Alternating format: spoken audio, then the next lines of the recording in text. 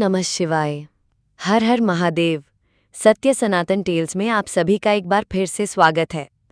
क्या आपने कभी सोचा है कि कर्मों का अदृश्य जाल कितने जन्मों तक हमारा पीछा कर सकता है? क्या एक जन्म में की गई छोटी सी भूल अगले जन्मों में हमारे भाग्य को पूरी तरह से अंधकारमय बना सकती है? क्या एक महारानी अहंकार के कारण बंदरिया की योनि में जन्म ले सकती है? और क्या जहर से भरे लड्डू भी अमृत बन सकते हैं? आज हम एक ऐसी ही रोमांचक और अविश्वसनीय कथा के महासागर में गोता लगाएंगे जो 3 जन्मों के आर पार फैली है।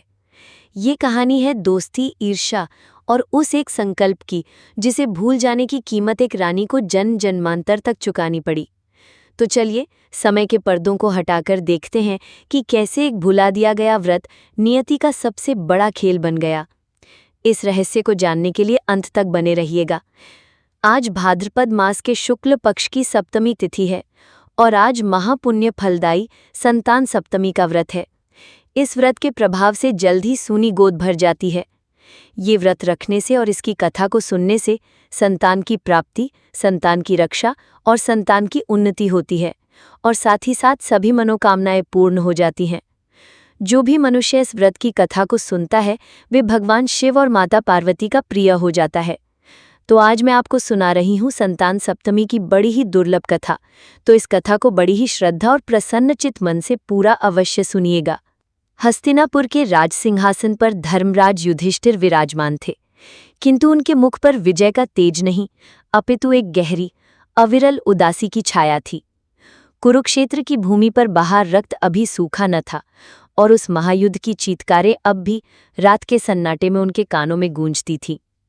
राजमहल के गलियारे, जो कभी चहल पहल और उत्सवों के शोर से जीवंत रहते थे, अब एक बूझल खामोशी में डूबे हुए थे।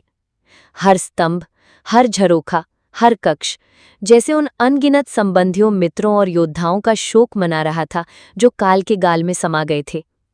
युधिष्ठिर के लिए ये विजय एक ऐसी असहनीय पराजय थी जिसका भार उनके धर्मात्मा कंधों को झुकाई दे रहा था। उन्हें ये राज्य एक श्मशान जैसा प्रतीत होता था, जहां वे स्वयं अपने ही प्रियजनों की चिताओं पर शासन करने को विवश थे। एक शाम, जब डूबते सूर्य की रक्तिम किरणें यमुना के जल को सिंदूरी रंग में रंग रही थीं, वे अपने सखा, अपने मार्गदर्शक, अपने सर्वस्व भगवान श्रीकृष्ण के पास पहुंचे।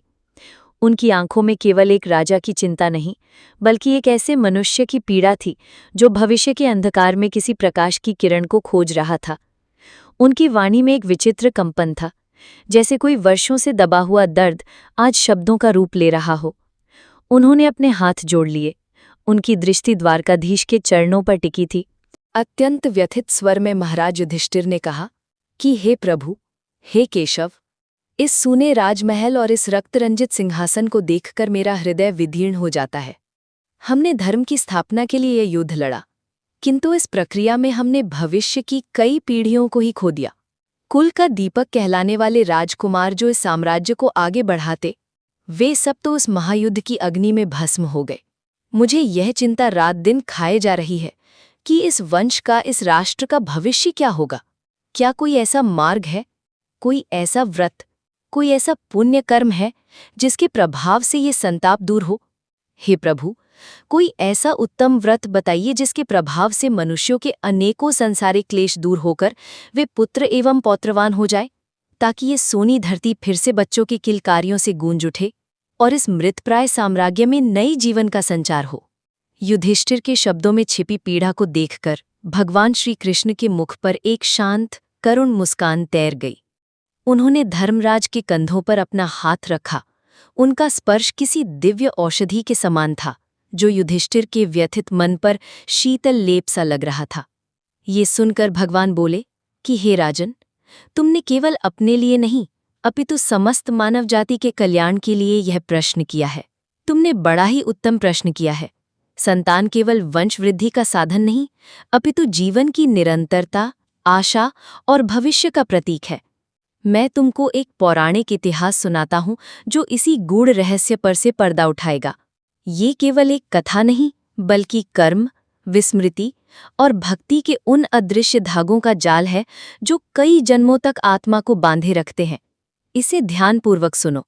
इतना कहकर भगवान कृष्ण ने अपनी योग माया से उस कालखंड का दृश्य युधिष्ठिर के मानस पटल पर अंकित कर दिया, जब त्रिकालदर्शी महर्षि लोमश स्वयं उनके माता पिता को यही ज्ञान देने पधारे थे।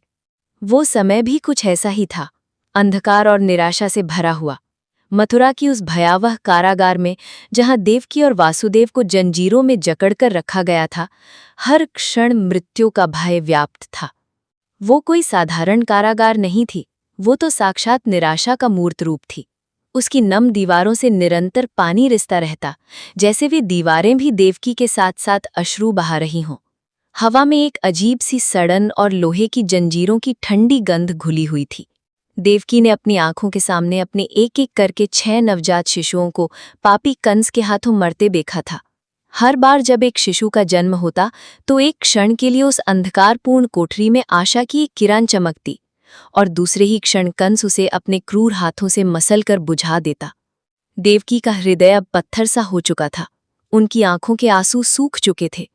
वे बस शून्य में ताकती रहती। ऐसे ही निराशा के चरम क्षणों में एक दिव्य प्रकाश ने उस कारागार को आलोकित कर दिया।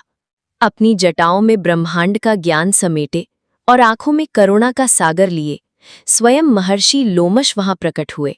एक समय लोमश ऋषि ब्रजरात की मथुरापुरी में वासुदेव देवकी के घर यानी कारागार गए। ऋषिराज को आया हुआ देखकर दोनों के मृतप्राय शरीरों में जैसे जीवन का संचार हो गया। वे दोनों अत्यंत प्रसन्न हुए तथा उनको अपनी टूटी फूटी श्रृंखलाओं के बीच ही उत्तम आसन पर बैठाकर उनका अनेक प्रकार से वंदन और सत्कार किया। फिर मुनि के चरणोदक से अपने घर तथा शरीर को पवित्र किया। उस पवित्र जल का स्पर्श पाते ही जैसे उनकी आत्मा तक तृप्त हो गए। फिर प्रसन्नचित्त होकर मुनि देवकी वसुदेव को कथा सुनाने लगे। कथा सुनाते हुए लोमश ऋषि कहने लगे कि हे देवकी, तुम्हारी पीड़ा मुझसे छिपी नहीं है। पापी कंस ने तुम्हारे कई पुत्र मार डाले हैं, जिसके कारण तुम्हारा मन अत्यंत दुखी है। किंतु क्या तुमने कभी सोचा है कि इस असहनीय कष्ट के पीछे का वास्तविक कारण क्या है? ये केवल कंस की क्रूरता नहीं, बल्कि तुम्हारे ही पूर्व जन्मों के कर्मों का एक ऐसा अदृश्य बंधन है जो इस जन्म में फल दे रहा है। कर्म का विधान अत्यंत गहन और रहस्यमयी है। इसी प्रकार अयोध्या की महारानी राजा नहुष की पत्नी चंद्रमुखी भी तुम्हारी ही तरह पुत्र शोक में डूबी रहा करती थी, किंतु उसने संतान सप्तमी का व्रत विधि विधान सहित किया था, जिसके प्रताप से उनको न केवल संतान का सुख प्राप्त हुआ, बल्कि वो कर्मों के इस जटिल चक्र से भी मुक्त हो गई। महर्षि के मुख से ये सुनते ही देवकी की शून्य आंखों में आशा की एक क्षीण सी ज्योति जली। उन्होंने सोचा, क्या मेरे दुखों का भी कोई अंत है? क्या मेरी सूनी गोद फिर से भर सकती है? ये सुनकर देवकी ने हाथ जोड़कर मुनि से कहा, हे ऋषिराज, आप तो त्रिकालदर्शी हैं, आप सब जानते हैं। कृपा करके रानी चंद्रमुखी का संपूर्ण वृतांत तथा इस व्रत को विस्तार सहित मुझे बताइए, जिससे मैं भी इस दुख के महासागर से छुटकारा पा जाऊं। मुझे वो मार्ग दिखाइए जिससे मेरे कर्मों का प्रायश्चित हो सके। देवकी की कातर प्रार्थना सुनकर महर्षि लोमश ने उस रहस्यमय कथा का अनावरण करना आरंभ किया, जो 3 जन्मों के लंबे कालखंड में फैली हुई थी और जिसमें दोस्ती, अहंकार, विस्मृति और ईर्ष्या के कई रंग घुले हुए थे। लोमश ऋषि ने कहा कि हे देवकी, अपनी चेतना को एकाग्र करो और काल के पर्दों के पार देखो। आज से कई युग पहले पुण्य सलेला सरयू के तट पर बसी अयोध्या नगरी के पराक्रमी राजा नहुष थे। उनकी पत्नी का नाम चंद्रमुखी था और वो अपने नाम के ही अनुरूप चंद्रमा के समान कांतिमान और अत्यंत सुंदर थी। उसका रूप ऐसा था कि अप्सराएं भी उसे देखकर ईर्ष्या करती थी। उसी नगर में विष्णुगुप्त नाम का एक विद्वान ब्राह्मण रहता था। उसकी स्त्री का नाम भद्रमुखी सुंदरी थी। भद्रमुखी केवल रूप में ही नहीं, बल्कि अपने गुणों में भी साक्षात देवी का स्वरूप थी। रानी और ब्राह्मणी में अत्यंत प्रेम था। उनकी मित्रता की मिसालें पूरे नगर में दी जाती थीं। वे हर सुख दुख में एक दूसरे की परछाई बनकर रहती। एक दिन वे दोनों सरयू नदी में स्नान करने गईं। वो प्रभात अत्यंत मनमोहक था। नदी का जल शांत और निर्मल था और उसमें उगते हुए सूर्य का प्रतिबिंब सोने की भांति चमक रहा था। घाट पर उन्होंने देखा कि बहुत सी स्त्रियां सरयू नदी में स्नान करके निर्मल वस्त्र पहनकर एक अस्थायी रूप से बनाए गए सुंदर मंडप में भगवान शंकर एवं माता पार्वती की मूर्ति स्थापित करके बड़ी ही श्रद्धा से पूजा कर रही थी। उनके मुख पर एक दिव्य तेज था और वे किसी गहन अनुष्ठान में लीन थी। उस भक्तिपूर्ण वातावरण को देखकर रानी और ब्राह्मणी के मन में सहज ही जिज्ञासा उत्पन्न हुई। रानी और ब्राह्मणी ने ये देखकर उन स्त्रियों से पूछा, बहनों, आप सब इतनी श्रद्धा से ये किस देवता का और किस कारण से पूजन व्रत आदि कर रही हैं? इस पूजन में ऐसा क्या विशेष है जो आपके मुख पर इतना संतोष और शांति का भाव झलक रहा है? ये सुन स्त्रियों ने कहा कि हम संतान सप्तमी का व्रत कर रही हैं और हमने शिव पार्वती का पूजन चंदन अक्षत आदि से षोडशोपचार विधि से किया है। ये व्रत संतान की रक्षा और प्राप्ति के लिए किया जाने वाला सबसे शक्तिशाली अनुष्ठान है। ये सब इसी पुनीत व्रत का विधान है। उन स्त्रियों के मुख से व्रत की महिमा सुनकर रानी और ब्राह्मणी दोनों के हृदय में एक तीव्र इच्छा जागृत हुई। ये सुनकर रानी और ब्राह्मणी ने भी इस व्रत के करने के लिए मन ही मन संकल्प किया और घर वापस लौट आईं। उन्होंने एक दूसरे को वचन दिया कि वे इस पुण्यदायी व्रत को पूरी निष्ठा के साथ संपन्न करेंगी। यहीं से उन दोनों की नियति की दिशाएं अलग अलग हो गई। जैसे एक ही स्रोत से निकली दो नदियां भिन्न भिन्न सागरों की ओर बहने लगती हैं। ब्राह्मणी भद्रमुखी तो अपने संकल्प पर अडिग रही। उसने व्रत के प्रत्येक नियम को, प्रत्येक विधान को अक्षरशः पालन किया। उसके लिए ये व्रत केवल एक कर्मकांड नहीं, बल्कि ईश्वर के प्रति अपने प्रेम और समर्पण को व्यक्त करने का माध्यम था। किंतु रानी चंद्रमुखी राजमद के कारण अर्थात अपने शाही वैभव और ऐश्वर्य के अहंकार में उस संकल्प के मर्म को भूल गई। कभी वो राजसी कार्यों की व्यस्तता का बहाना बनाकर पूजा में देर कर देती, तो कभी उसे ये विचार आता कि वह तो स्वयं एक महारानी है, उसे इन सामान्य स्त्रियों की तरह कठोर नियमों का पालन करने की क्या आवश्यकता है। उसका मन चंचल था और श्रद्धा अधूरी। वह तब कभी इस व्रत को करती तो कभी नहीं करती, कभी भूल जाती। उसे ये आभास ही नहीं हुआ कि उसकी ये छोटी सी लापरवाही, ये अहंकार उसके भविष्य के कई जन्मों पर एक अमिट श्राप की तरह अंकित होने जा रहा था। कर्म का लेखा जोखा रखने वाली अदृश्य शक्ति ने उसकी हर भूल को अपने बही खाते में दर्ज कर लिया था। काल का चक्र अपनी गति से घूमता रहा और कुछ समय बाद दोनों की मृत्यु हो गई। यमराज के दूत दोनों की आत्माओं को कर्म का हिसाब चुकाने के लिए ले गए। भद्रमुखी, जिसने पूरी श्रद्धा से व्रत किया था, उसकी आत्मा को पुण्यलोक में स्थान मिला, किंतु रानी चंद्रमुखी की आत्मा को उसके अधूरे संकल्प और अहंकार के दंड के रूप में पशु योनि में धकेल दिया गया। ये नियति का एक क्रूर किंतु न्यायपूर्ण विधान था। दूसरे जन्म में रानी ने एक चंचल बंदरिया और ब्राह्मणी ने एक साधारण मुर्गी की योनि में जन्म लिया। ये एक विचित्र और रहस्यमयी मोड़ था। ब्राह्मणी मुर्गी की योनि में भी अपने उस पुण्य कर्म के प्रभाव से कुछ नहीं भूले। उसे अपने पिछले जन्म की धुंधली यादें थीं और भगवान शंकर तथा पार्वती जी के प्रति उसकी भक्ति अब भी उसकी चेतना में जीवित थी। वो अपने नन्हे पंजों से धरती पर शिव का चिन्ह बनाने का प्रयास करती। उसकी हर कूक जैसे महादेव के लिए एक प्रार्थना होती। उधर रानी बंदरिया की योनि में अपनी चंचल प्रकृति के अनुरूप सब कुछ भूल गई। उसका जीवन केवल भोजन और उछल कूद तक ही सीमित था। उसके मन में अपने पिछले जन्म की कोई स्मृति शेष नहीं थी, कोई भक्ति का भाव नहीं था। थोड़े ही समय में अपनी अपनी आयु पूरी करके दोनों ने अपनी देह त्याग दी। अब उनका तीसरा जन्म फिर से मनुष्य योनि में हुआ ताकि वे अपने अधूरे कर्मों का अंतिम फल भोग सकें। उस ब्राह्मणी ने एक ब्राह्मणी के यहाँ कन्या के रूप में जन्म लिया। उसके जन्म लेते ही घर में जैसे उत्सव का माहौल छा गया। उस ब्राह्मण कन्या का नाम भूषण देवी रखा गया तथा उसका विवाह गोकुल निवासी अग्निसेल नामक एक तेजस्वी ब्राह्मण से कर दिया गया। भूषण देवी इतनी सुंदर थी कि वे आभूषण रहित होते हुए भी अत्यंत सुंदर लगती थी, जैसे उसकी आत्मा का तेज ही उसके शरीर से फूट रहा हो। सौंदर्य की देवी कामदेव की पत्नी रति भी उसके सामने लजा जाती थी। अपने पूर्व जन्म के पुण्यों के फलस्वरूप भूषण देवी के अत्यंत सुंदर, सर्वगुण संपन्न, चंद्रमा के समान कांतिमान, धर्मवीर, कर्मनिष्ठ और सुशील स्वभाव वाले 8 पुत्र उत्पन्न हुए। उसका घर उन बालकों की किलकारियों और हंसी से हर समय गूंजता रहता था। ये सब शिवजी के व्रत का पुनीत फल था जो उसे इस जन्म में प्राप्त हुआ था। दूसरी ओर शिव से विमुख रानी चंद्रमुखी ने भी एक राजकुल में ही जन्म लिया, किंतु उसके भाग्य में सुख नहीं लिखा था। उसके गर्भ से कोई भी पुत्र नहीं हुआ, इसलिए वे निःसंतान होकर दिन रात दुखी रहने लगी। उसका विशाल महल उसे खाने को दौड़ता था और हर कोने की खामोशी उसे उसकी अपूर्णता का एहसास कराती थी। एक रहस्यमय विधान के तहत रानी और ब्राह्मणी में जो गहरा प्रेम पहले जन्म में था, वे इस जन्म में भी बना हुआ था। वे अब भी सखियां थीं, किंतु उनके भाग्य में जमीन आसमान का अंतर था। रानी जब वृद्धावस्था को प्राप्त होने लगी, तब जाकर कहीं उसके एक गूंगा, बहरा तथा बुद्धिहीन अल्पायु वाला पुत्र पैदा हुआ। वे बालक उसके जीवन में एक आशा की किरण बनकर आया था, किंतु वे किरण भी क्षणिक सिद्ध हुई। वे 9 वर्ष की आयु में इस क्षणभंगुर संसार को छोड़कर चला गया। अब तो रानी पुत्र शोक में डूबकर अत्यंत दुखी और व्याकुल रहने लगी। उसका दुख अब 100 गुना बढ़ गया था। दैवयोग से एक दिन भूषण देवी अपने 8 सूर्य के समान तेजस्वी पुत्रों को लेकर रानी से मिलने उसके महल पहुंची। रानी का हाल सुनकर उसे भी बहुत दुख हुआ, किंतु इसमें किसी का क्या वश चलता है। कर्म और प्रारब्ध के लिखे को स्वयं ब्रह्मा भी नहीं मिटा सकते। रानी के कर्म ऐसे थे, इसी कारण उसे ये असहनीय दुख भोगना पड़ा।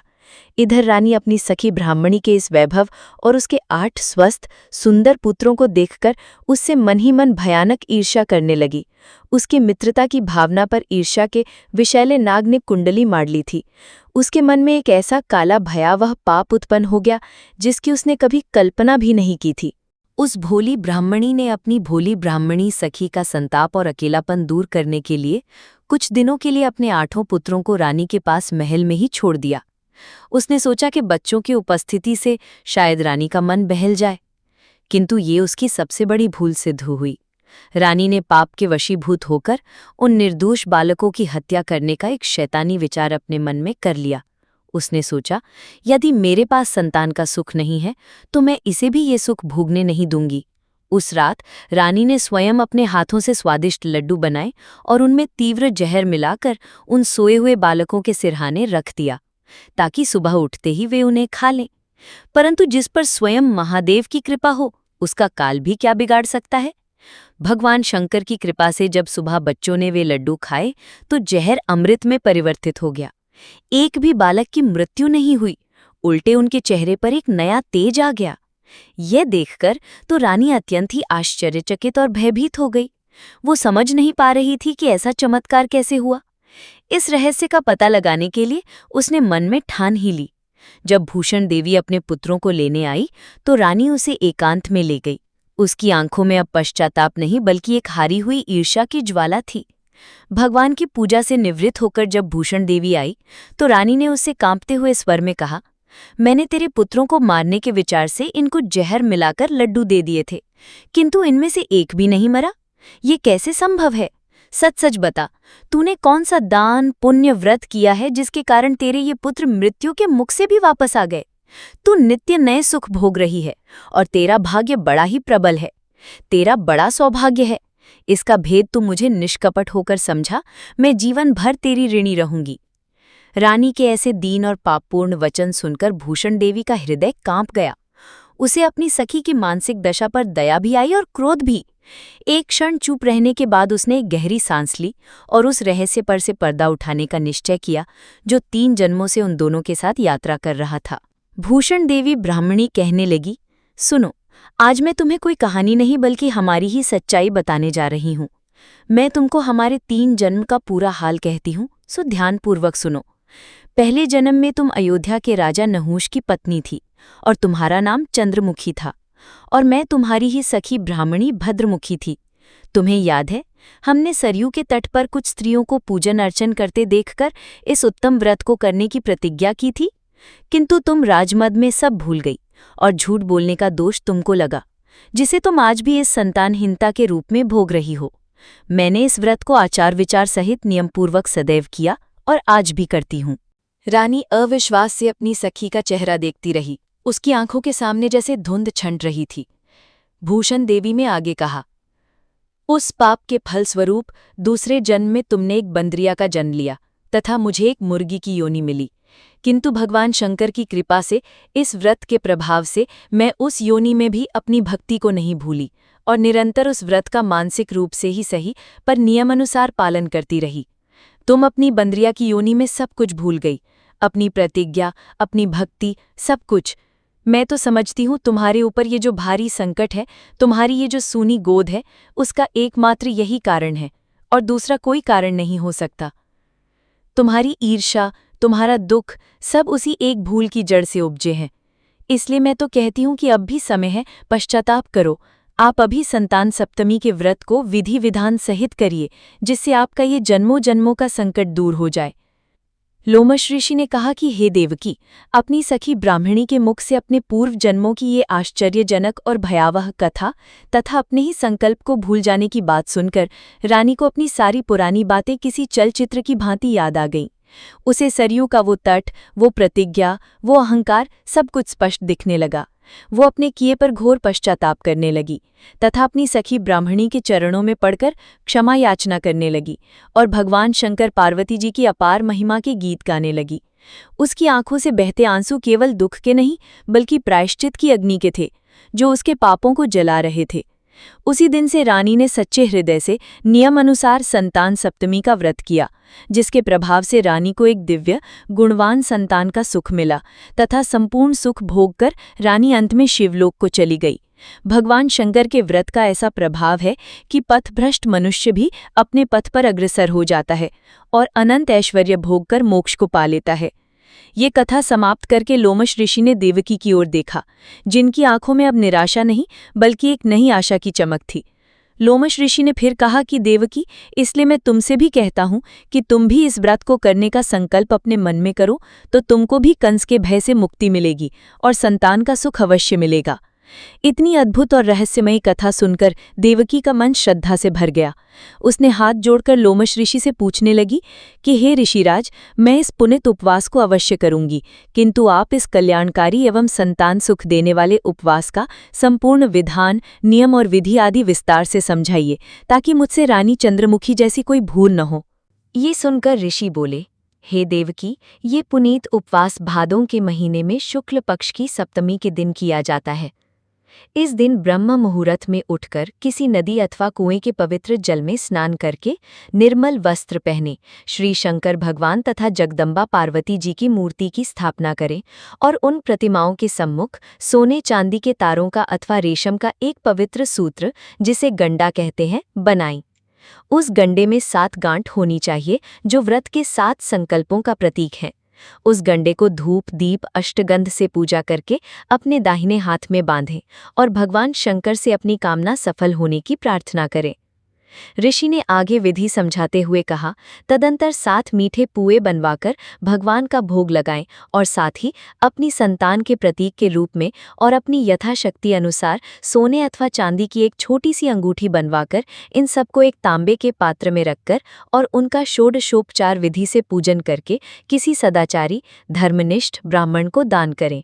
उसके पश्चात स्वयं प्रसाद के रूप में उन पुओं को ग्रहण करें। इस प्रकार इस व्रत का पारायण करना चाहिए। हे देवकी, इस व्रत को इस प्रकार नियम पूर्वक करने से जन्म जन्मांतर के समस्त पाप नष्ट होते हैं और भाग्यशाली संतान उत्पन्न होती है तथा अंत में शिवलोक की प्राप्ति होती है। आज के दिन सूर्य देवता की पूजा अर्चना करने से भी आरोग्य और संतान सुख की प्राप्ति होती है। गुड़ और आटे का प्रसाद बनाकर भगवान सूर्य को अर्पित करें और सूर्यदेव की पूजा में लाल वस्त्र धारण करना चाहिए। हे देवकी, मैंने तुमको संतान सप्तमी का व्रत संपूर्ण विधान विस्तार सहित वर्णन किया है, उसको अब तुम नियम पूर्वक करो, जिससे तुमको उत्तम संतान पैदा होगी। इतनी कथा करके भगवान आनंद कंद श्री कृष्ण ने अपनी कथा को विराम दिया और धर्मराज युधिष्ठिर की ओर देखा, जो इस अद्भुत वृतांत में पूरी तरह खो चुके थे। श्री कृष्ण ने कहा कि हे भ्राता, श्री लोमश ऋषि इस प्रकार हमारी माता को शिक्षा और आश्वासन देकर चले गए। ऋषि के कथन के अनुसार हमारी माता देवकी ने उस घोर अंधकार पूर्ण कारागार में भी असीम श्रद्धा के साथ इस व्रत को नियम अनुसार किया, जिसके पुण्य प्रभाव से मैं स्वयं उनके 8वें पुत्र के रूप में उत्पन्न हुआ और कंस के अत्याचारों से मुक्ति का मार्ग प्रशस्त हुआ। ये व्रत विशेष रूप से स्त्रियों के लिए अत्यंत कल्याणकारी है, परंतु पुरुषों के लिए भी ये समान रूप से कल्याणदायक है।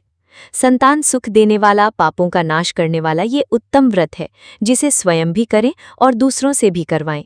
नियम पूर्वक जो कोई भी इस व्रत को करता है और भगवान शंकर एवं पार्वती की सच्चे मन से आराधना करता है, वो निश्चय ही अमर पद पाकर अंत में शिव लोक को जाता है। बोलिए श्री शंकर पार्वती भगवान की जय, राधा कृष्ण भगवान की जय, देवकी वसुदेव की जय। अब मनोकामना की पूर्ति के लिए भगवान शिव और माता पार्वती की बड़ी ही सुंदर कथा को सुनते हैं।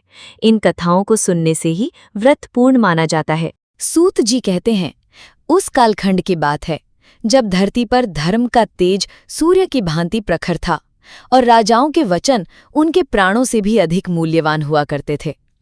उसी युग में अवंतिका के विशाल साम्राज्य पर एक ऐसे नरेश का शासन था जिनका नाम सुनते ही दुष्टों के हृदय में भय की कंपी छूट जाती थी और सज्जनों के मुख पर संतोष की मुस्कान खिल उठती थी। वे थे वीर राजा भद्रायु। उनका पराक्रम केवल शस्त्रों तक ही सीमित नहीं था, वे धर्म, न्याय और प्रजा वात्सल्य की प्रतिमूर्ति थे। उनके तरकश में जितने अमोघ बाण थे, उससे कहीं अधिक करुणा उनके हृदय में निवास करती थी। जब वे अपने राजसी घोड़े पर सवार होकर निकलते तो हवा भी जैसे उनके सम्मान में कुछ क्षण के लिए थम जाती थी। उनका मस्तक ऊंचा था, भुजाएं आजानू थी और उनकी आंखों में एक ऐसी दृढ़ता थी जो किसी भी शत्रु को मनोवैज्ञानिक रूप से परास्त करने के लिए पर्याप्त थी। 12,000 हाथियों का बल उनके शरीर में था, किंतु उनका वास्तविक बल था उनका अटूट क्षत्रिय धर्म और भगवान शिव के प्रति उनकी अगाध निश्चल भक्ति। उनकी धर्मपत्नी महारानी कीर्ति मालिनी उनके इस तेजस्वी व्यक्तित्व का शांत और शीतल पक्ष थीं। उनका सौंदर्य केवल बाहरी नहीं था, बल्कि उनके अंतर्मन की पवित्रता से निखर कर आता था। वे दोनों एक दूसरे के पूरक थे, जैसे शिव और शक्ति, जैसे सूर्य और उसकी किरणें। एक दिन राजकाज की जटिलताओं और महल के कोलाहल से दूर आत्मिक शांति की खोज में राज सिंहासन प्राप्त कर लेने पर वीर राजा भद्रायु ने किसी समय अपनी धर्मपत्नी के साथ महेंद्रगिरी के उस रमणीय वन में प्रवेश किया जो अपनी दिव्यता और रहस्यमयी शांति के लिए विख्यात था। वो कोई साधारण वन नहीं था, वो तो जैसे पृथ्वी पर देवलोक का एक टुकड़ा हो। ऊंचे ऊंचे वृक्ष ऐसे खड़े थे मानो वे आकाश से बातें कर रहे हों और उनकी घनी शाखाओं से छनकर आती सूर्य की किरणें धरती पर सुनहरी रंगोली बना रही थी। हवा में जंगली फूलों की मीठी सुगंध और गीली मिट्टी की सौंधी महक घुली हुई थी। पक्षियों का कलरव किसी दिव्य संगीत की भांति कानों में रस घोल रहा था। राजा और रानी दोनों ही राजसी वस्त्र त्याग कर साधारण वेश में हाथ डाले उस नैसर्गिक सौंदर्य का आनंद ले रहे थे। वे एक दूसरे से बातें कम कर रहे थे और उस वन की खामोशी को अधिक सुन रहे थे। ऐसा प्रतीत हो रहा था मानो प्रकृति स्वयं उन दोनों का स्वागत कर रही हो। किंतु उन्हें क्या पता था कि इसी शांत और सुरम्य दिखने वाले वन के गर्भ में एक ऐसा भयानक रहस्य, एक ऐसा रोमांचक नाटक छिपा है जो उनके जीवन, उनके धर्म और उनकी भक्ति की सबसे कठिन परीक्षा लेने वाला है।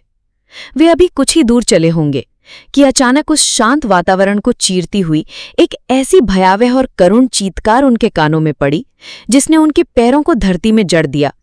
वो किसी साधारण भय की पुकार नहीं थी, उसमें जीवन की अंतिम आशा और मृत्यु का चरम आतंक घुला हुआ था। राजा भद्रायु का मस्तक तुरंत उस दिशा में घूमा जिधर से वो आवाज आई थी। वहां उन्होंने देखा कुछ ही दूर पर एक ब्राह्मण पति पत्नी अपनी जान बचाने के लिए बेतहाशा भागे जा रहे थे। उनके वस्त्र कांटों में उलझकर फट चुके थे, उनके पैर लड़खड़ा रहे थे और उनके चेहरे पर मृत्यु का पीलापन स्पष्ट दिखाई दे रहा था।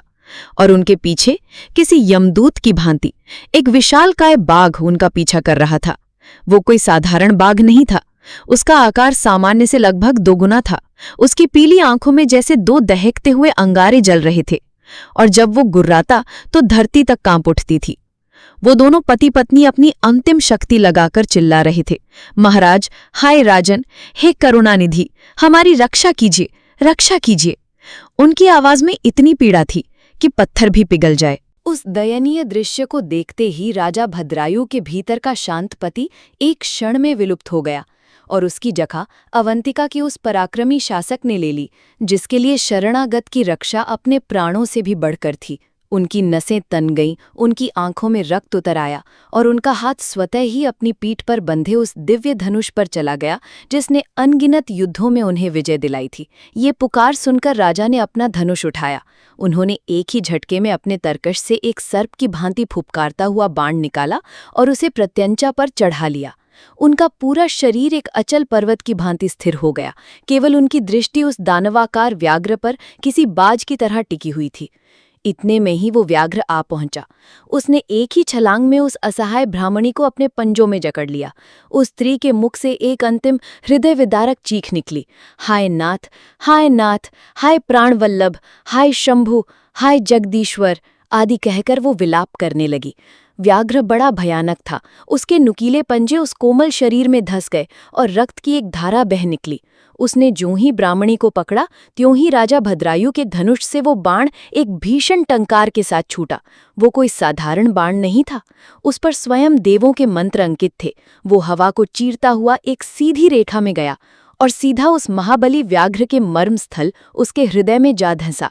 राजा के मुख पर एक क्षण के लिए संतोष की रेखा उभरी।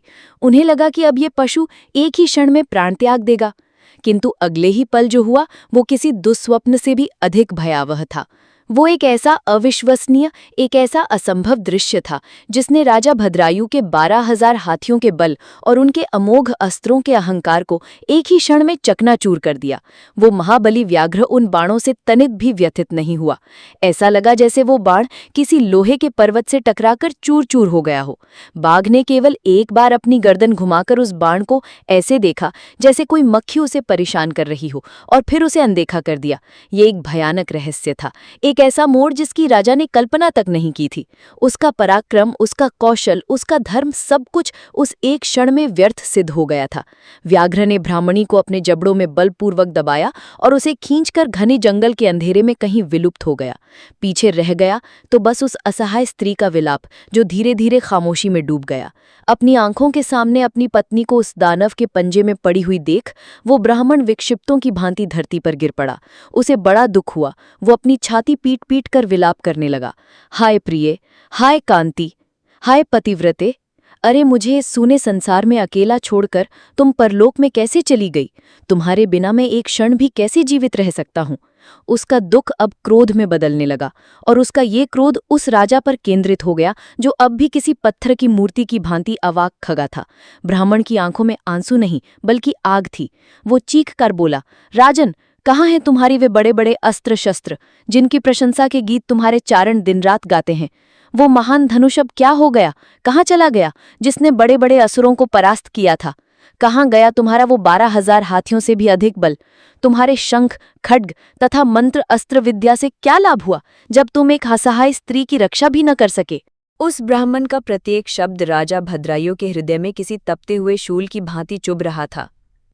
ब्राह्मण ने अपनी कांपती हुई उंगली राजा की ओर उठाकर कहा, दूसरों को क्षीण होने से बचाना क्षत्रिय का परम धर्म है। धर्मात्मा राजा अपना धन और प्राण देकर भी शरण में आए हुए दीन दुखियों की रक्षा करते हैं, और तुम तो अपनी आंखों के सामने ये सब देखते रहे। जो पीड़ित की प्राण रक्षा नहीं कर सकते, ऐसे लोगों के जीवन की अपेक्षा तो उनकी मृत्यु ही श्रेष्ठ है। धिक्कार है तुम्हारे क्षत्रिय होने पर, धिक्कार है तुम्हारे इस जीवन पर। इस प्रकार ब्राह्मण का विलाप और उसके मुख से अपने पराक्रम की ये कटु निंदा सुनकर राजा भद्रायु का हृदय ग्लानि और शोक के अथाह सागर में डूब गया। वे किसी हारे हुए योद्धा की भांति वहीं घुटनों के बल बैठ गए। उन्होंने मन ही मन इस प्रकार विचार किया, ओहो, ये कैसा दुर्भाग्य है। आज भाग्य के इस क्रूर उलटफेर से मेरा सारा पराक्रम नष्ट हो गया है। मेरा क्षत्रिय धर्म भी आज मेरे ही सामने कलंकित हो गया। जब धर्म ही नहीं रहा तो अब मेरी ये संपदा, ये राज्य और ये आयु भी निश्चय ही नाश हो जाएगी। अब मेरे जीने का कोई अर्थ नहीं।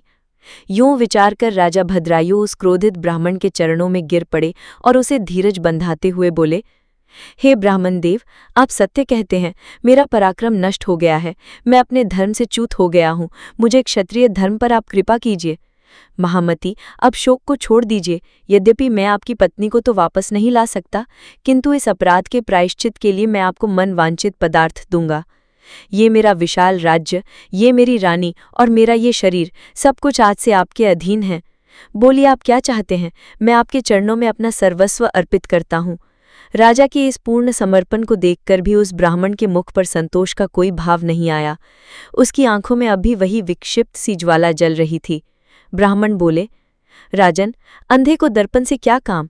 जिस व्यक्ति का संसार ही उजड़ गया हो, उसे तुम्हारे इस राज्य से क्या लेना देना? जो भिक्षा मांगकर जीवन निर्वाह करता हो, वो बहुत से घर लेकर क्या करेगा? जो मूर्ख हो उसे पुस्तक से क्या लाभ, तथा जिसके पास स्त्री नहीं वो धन लेकर क्या करेगा। मेरी पत्नी चली गई, मेरा जीवन शून्य हो गया। मैंने कभी काम सुख का उपभोग नहीं किया था, मेरा गृहस्थ जीवन आरंभ होने से पहले ही समाप्त हो गया। अत मेरे इस अधूरे जीवन के काम भोग के लिए तुम अपनी इस बड़ी रानी को मुझे दे दीजिए। यह एक ऐसा प्रस्ताव था, एक ऐसी भयावक और अधार्मिक मांग थी जिसकी कल्पना मात्र से भी किसी का हृदय कांप उठे। ये एक और अप्रत्याशित मोड़ था जो राजा को धर्म और अधर्म के एक ऐसे दोराहे पर ले आया था जहां से आगे का हर मार्ग कांटों से भरा था। राजा एक क्षण के लिए स्तब्ध रह गए, उन्हें अपने कानों पर विश्वास नहीं हुआ। उन्होंने कहा, ब्राह्मण, ये तुम क्या कह रहे हो? क्या यही तुम्हारा धर्म है? क्या तुम्हें तुम्हारे गुरु ने यही उपदेश दिया है कि किसी शोकग्रस्त व्यक्ति की विवशता का लाभ उठाकर उसकी पत्नी पर अधिकार जमा लो? क्या तुम नहीं जानते कि पराई स्त्री का स्पर्श स्वर्ग एवं सुयश की हानि करने वाला है? परस्त्री के उपभोग से जो भयंकर पाप कमाया जाता है उसे सैकड़ों प्रायश्चितों द्वारा भी धोया नहीं जा सकता। तुम तो स्वयं एक ज्ञानी हो, फिर ऐसा अधर्म करने की बात कैसे सोच सकते हो? राजा के इन नीतिपूर्ण वचनों का उस ब्राह्मण पर कोई प्रभाव नहीं पड़ा। वह पागलों की भांति हंसा और बोला, राजन, तुम मुझे धर्म मत सिखाओ। मैं अपनी वर्षों की तपस्या के बल से भयंकर ब्रह्म हत्या और मदिरापान जैसे पापों का भी नाश कर डालूंगा। फिर ये परस्त्री संगम तो किस गिनती में है? मेरा दुख मेरे धर्म से बड़ा हो गया है। अतः तुम अपनी इस भार्या को मुझे अवश्य दे दीजिए, अन्यथा तुम शरणागत की इच्छा पूरी ना करने के पाप के भागी बनोगे और निश्चय ही नरक में पड़ोगे। निर्णय तुम्हारे हाथ में है राजन, या तो अपनी पत्नी देकर पुण्य कमाओ या उसे बचाकर नरक भोगो। ब्राह्मण की इस बात पर राजा भद्रायु एक भयानक धर्म संकट में फंस गए। एक ओर उनका पति धर्म था जो उन्हें अपनी पत्नी की रक्षा करने की आज्ञा दे रहा था, और दूसरी ओर उनका राजधर्म था जो कह रहा था कि एक पीड़ित शोकग्रस्त ब्राह्मण की इच्छा पूरी ना करने से उन्हें महापाप लगेगा। उन्होंने अपनी पत्नी रानी कीर्तिमालिनी की ओर देखा। रानी के मुख पर भय या दुख का कोई चिन्ह नहीं था। उनकी आंखों में एक असीम शांति और अपने पति के निर्णय के प्रति पूर्ण समर्पण का भाव था। राजा ने मन ही मन विचार किया कि इस ब्राह्मण के प्राणों की रक्षा ना कर पाने का महापाप तो मैं पहले ही कर चुका हूं। अब यदि इसकी इच्छा पूरी नहीं की तो ये पाप और भी बढ़ जाएगा। अतः इस पाप से बचने के लिए अपनी पत्नी को इस ब्राह्मण को दे डालना ही श्रेष्ठ है। इस श्रेष्ठ ब्राह्मण को अपनी पत्नी देकर इस पाप से मुक्त हो मैं शीघ्र ही अग्नि में प्रवेश कर अपने इस कलंकित जीवन का अंत कर जाऊंगा। मन ही मन ऐसा दृढ़ निश्चय करके राजा ने पास पड़ी सूखी लकड़ियों से एक चिता सजाई और उसमें आग जलाई। फिर उन्होंने उस ब्राह्मण को बुलाया और कांपते हुए हाथों से अपनी प्राणप्रिय पत्नी का हाथ उसके हाथ में दे दिया। उस समय ना तो राजा की आंखों में आंसू थे, ना ही रानी के मुख पर कोई शिकन। वे दोनों जैसे किसी दिव्य नाटक का मंचन कर रहे थे। तत्पश्चात राजा ने पास के सरोवर में जाकर स्नान करके स्वयं को पवित्र किया। देवताओं को अंतिम प्रणाम करके उन्होंने उस धधकती हुई अग्नि की 2 बार परिक्रमा की और अपने मन को एकाग्रचित करके अपने आराध्य भगवान शिव का ध्यान करने लगे। वे जैसे ही उस अग्नि में कूदने को हुए, एक अद्भुत, अलौकिक और अविश्वसनीय घटना घटी। इस प्रकार राजा को अग्नि में गिरने के लिए उद्यत देख वह धधकती हुई अग्नि अचानक शीतल हो गई और उसमें से चंदन की सुगंध आने लगी। पूरा आकाश एक दिव्य प्रकाश से भर गया और उस प्रकाश के केंद्र में जगतपति भगवान विश्वनाथ सहसा वहां प्रकट हो गए। उनका स्वरूप अवर्णनीय था। उनके 5 मुख थे जो सृष्टि के 5 तत्वों का प्रतिनिधित्व कर रहे थे।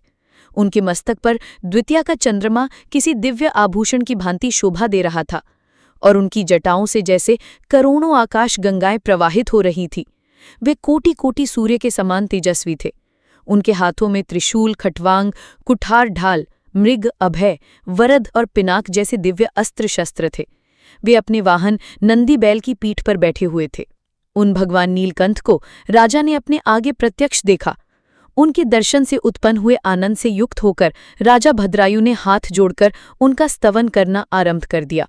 राजा बोले, हे महादेव, हे शंभो, जिनका इस ब्रह्मांड में दूसरा कोई स्वामी नहीं है, जो अविकारी प्रधान गुणों से युक्त और महान है तथा स्वयं कारण रहित होकर भी समस्त कारणों के भी कारण है, उन सच्चिदानंदमय प्रशांत स्वरूप देव परम शिव को मैं बारंबार नमस्कार करता हूँ।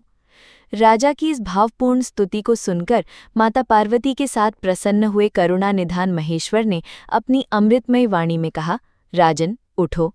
तुमने किसी अन्य का चिंतन न करके जो सदा सर्वदा मेरा पूजन किया है, तुम्हारी इस अटूट भक्ति के कारण और तुम्हारे द्वारा की हुई इस पवित्र स्तुति को सुनकर मैं बहुत प्रसन्न हुआ हूँ।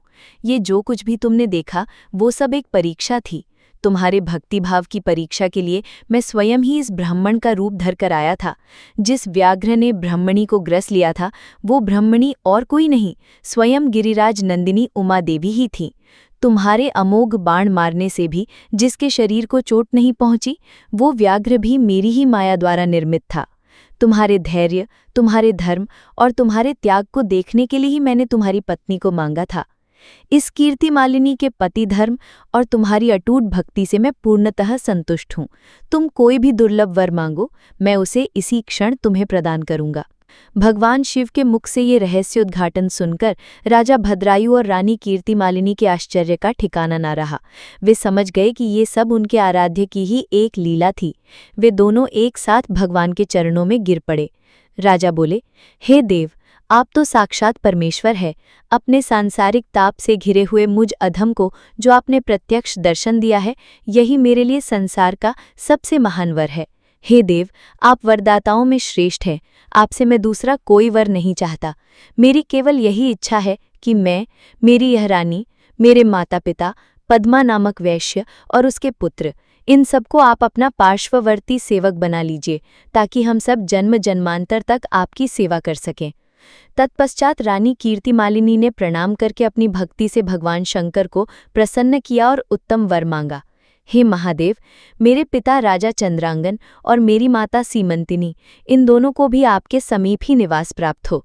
भक्तवत्सल भगवान गौरीपति ने प्रसन्न होकर एवमस्तु कहा और उन दोनों पति पत्नी को इच्छानुसार वर देकर वे क्षण भर में वही अंतर्ध्यान हो गए। इधर राजा ने भगवान शंकर का प्रसाद प्राप्त करके रानी कीर्तिमालिनी के साथ पुनः अपने राज्य का सुख भोगा और 10,000 वर्षों तक धर्मपूर्वक राज्य करने के पश्चात अपने पुत्रों को राज्य सौंपकर वे शिवजी के परम पद को प्राप्त हुए। राजा और रानी दोनों ही अपनी अटूट भक्ति के बल पर महादेव जी की पूजा करके शिव के धाम को प्राप्त हुए। यह परम पवित्र, पापनाशक एवं अत्यंत गोपनीय भगवान शिव का विचित्र गुणानुवाद है, जो इसे विद्वानों को सुनाता है अथवा स्वयं भी शुद्ध चित्त होकर पढ़ता है, वो इस लोक में समस्त भोग ऐश्वर्य को प्राप्त कर अंत में भगवान शिव के परम धाम को प्राप्त होता है। अब कथा को आगे बढ़ाते हुए सूत जी कहते हैं, उस युग की गहन स्मृतियों में एक ऐसे महामानव का अस्तित्व अंकित है, जिनका जीवन स्वयं में एक चलता फिरता रहस्य था। वे थे वामदेव, एक महातपस्वी, एक शिव योगी, जिनका परिचय शब्दों की सीमाओं से परे था। वे कोई साधारण संत नहीं थे। वे तो चेतना की उस अवस्था को प्राप्त कर चुके थे जहां संसार के समस्त द्वंद्व, समस्त भेदभाव पिघलकर एकाकार हो जाते हैं। सुख दुख आदि द्वंद्वों से वे ऐसे रहित थे जैसे आकाश बादलों के आने जाने से निर्लिप्त रहता है। वे निर्गुण थे, अर्थात संसार के किसी भी गुण, किसी भी परिभाषा में उन्हें बांधा नहीं जा सकता था। वे शांत थे, एक ऐसी गहन शांति उनके भीतर विराजती थी जो महासागर की गहराइयों से भी अधिक स्थिर थी। उनकी दृष्टि समदर्शी थी। वे एक राजा और एक रंक में, एक स्वर्ण और एक पत्थर में, एक पुण्यात्मा और एक पापी में कोई भेद नहीं देखते थे, क्योंकि उनकी आंखें केवल बाहरी आवरण को नहीं बल्कि उसके भीतर स्थित एक ही ब्रह्म को देखती थीं। वे आत्माराम थे, अर्थात उन्हें आनंद के लिए किसी बाहरी वस्तु या व्यक्ति की आवश्यकता नहीं थी। वे अपने ही आत्मस्वरूप में रमण करते थे। उन्होंने क्रोध को ऐसे जीत लिया था जैसे सूर्य अंधकार को पी जाता है। गृह और गृहिणी से वे पूर्णतः हीन थे। संपूर्ण ब्रह्मांड ही उनका घर था और प्रकृति उनकी समगिनी। इसके बावजूद उनका हृदय करुणा से लबालब भरा रहता था। सबके ऊपर दया करने में संलग्न रहने वाले वे महात्मा किसी अवधूत की भांति एक दिन अपनी स्वेच्छा अनुसार घूमते फिरते उस भयावह और कुख्यात क्रौंचारण्य में जा पहुंचे, जिसका नाम सुनते ही बड़े बड़े योद्धाओं और ज्ञानियों के भी कदम खिठक जाया करते थे। क्रौंचारण्य कोई साधारण वन नहीं था। वो पृथ्वी पर जैसे किसी श्राप का जीता जागता प्रमाण था।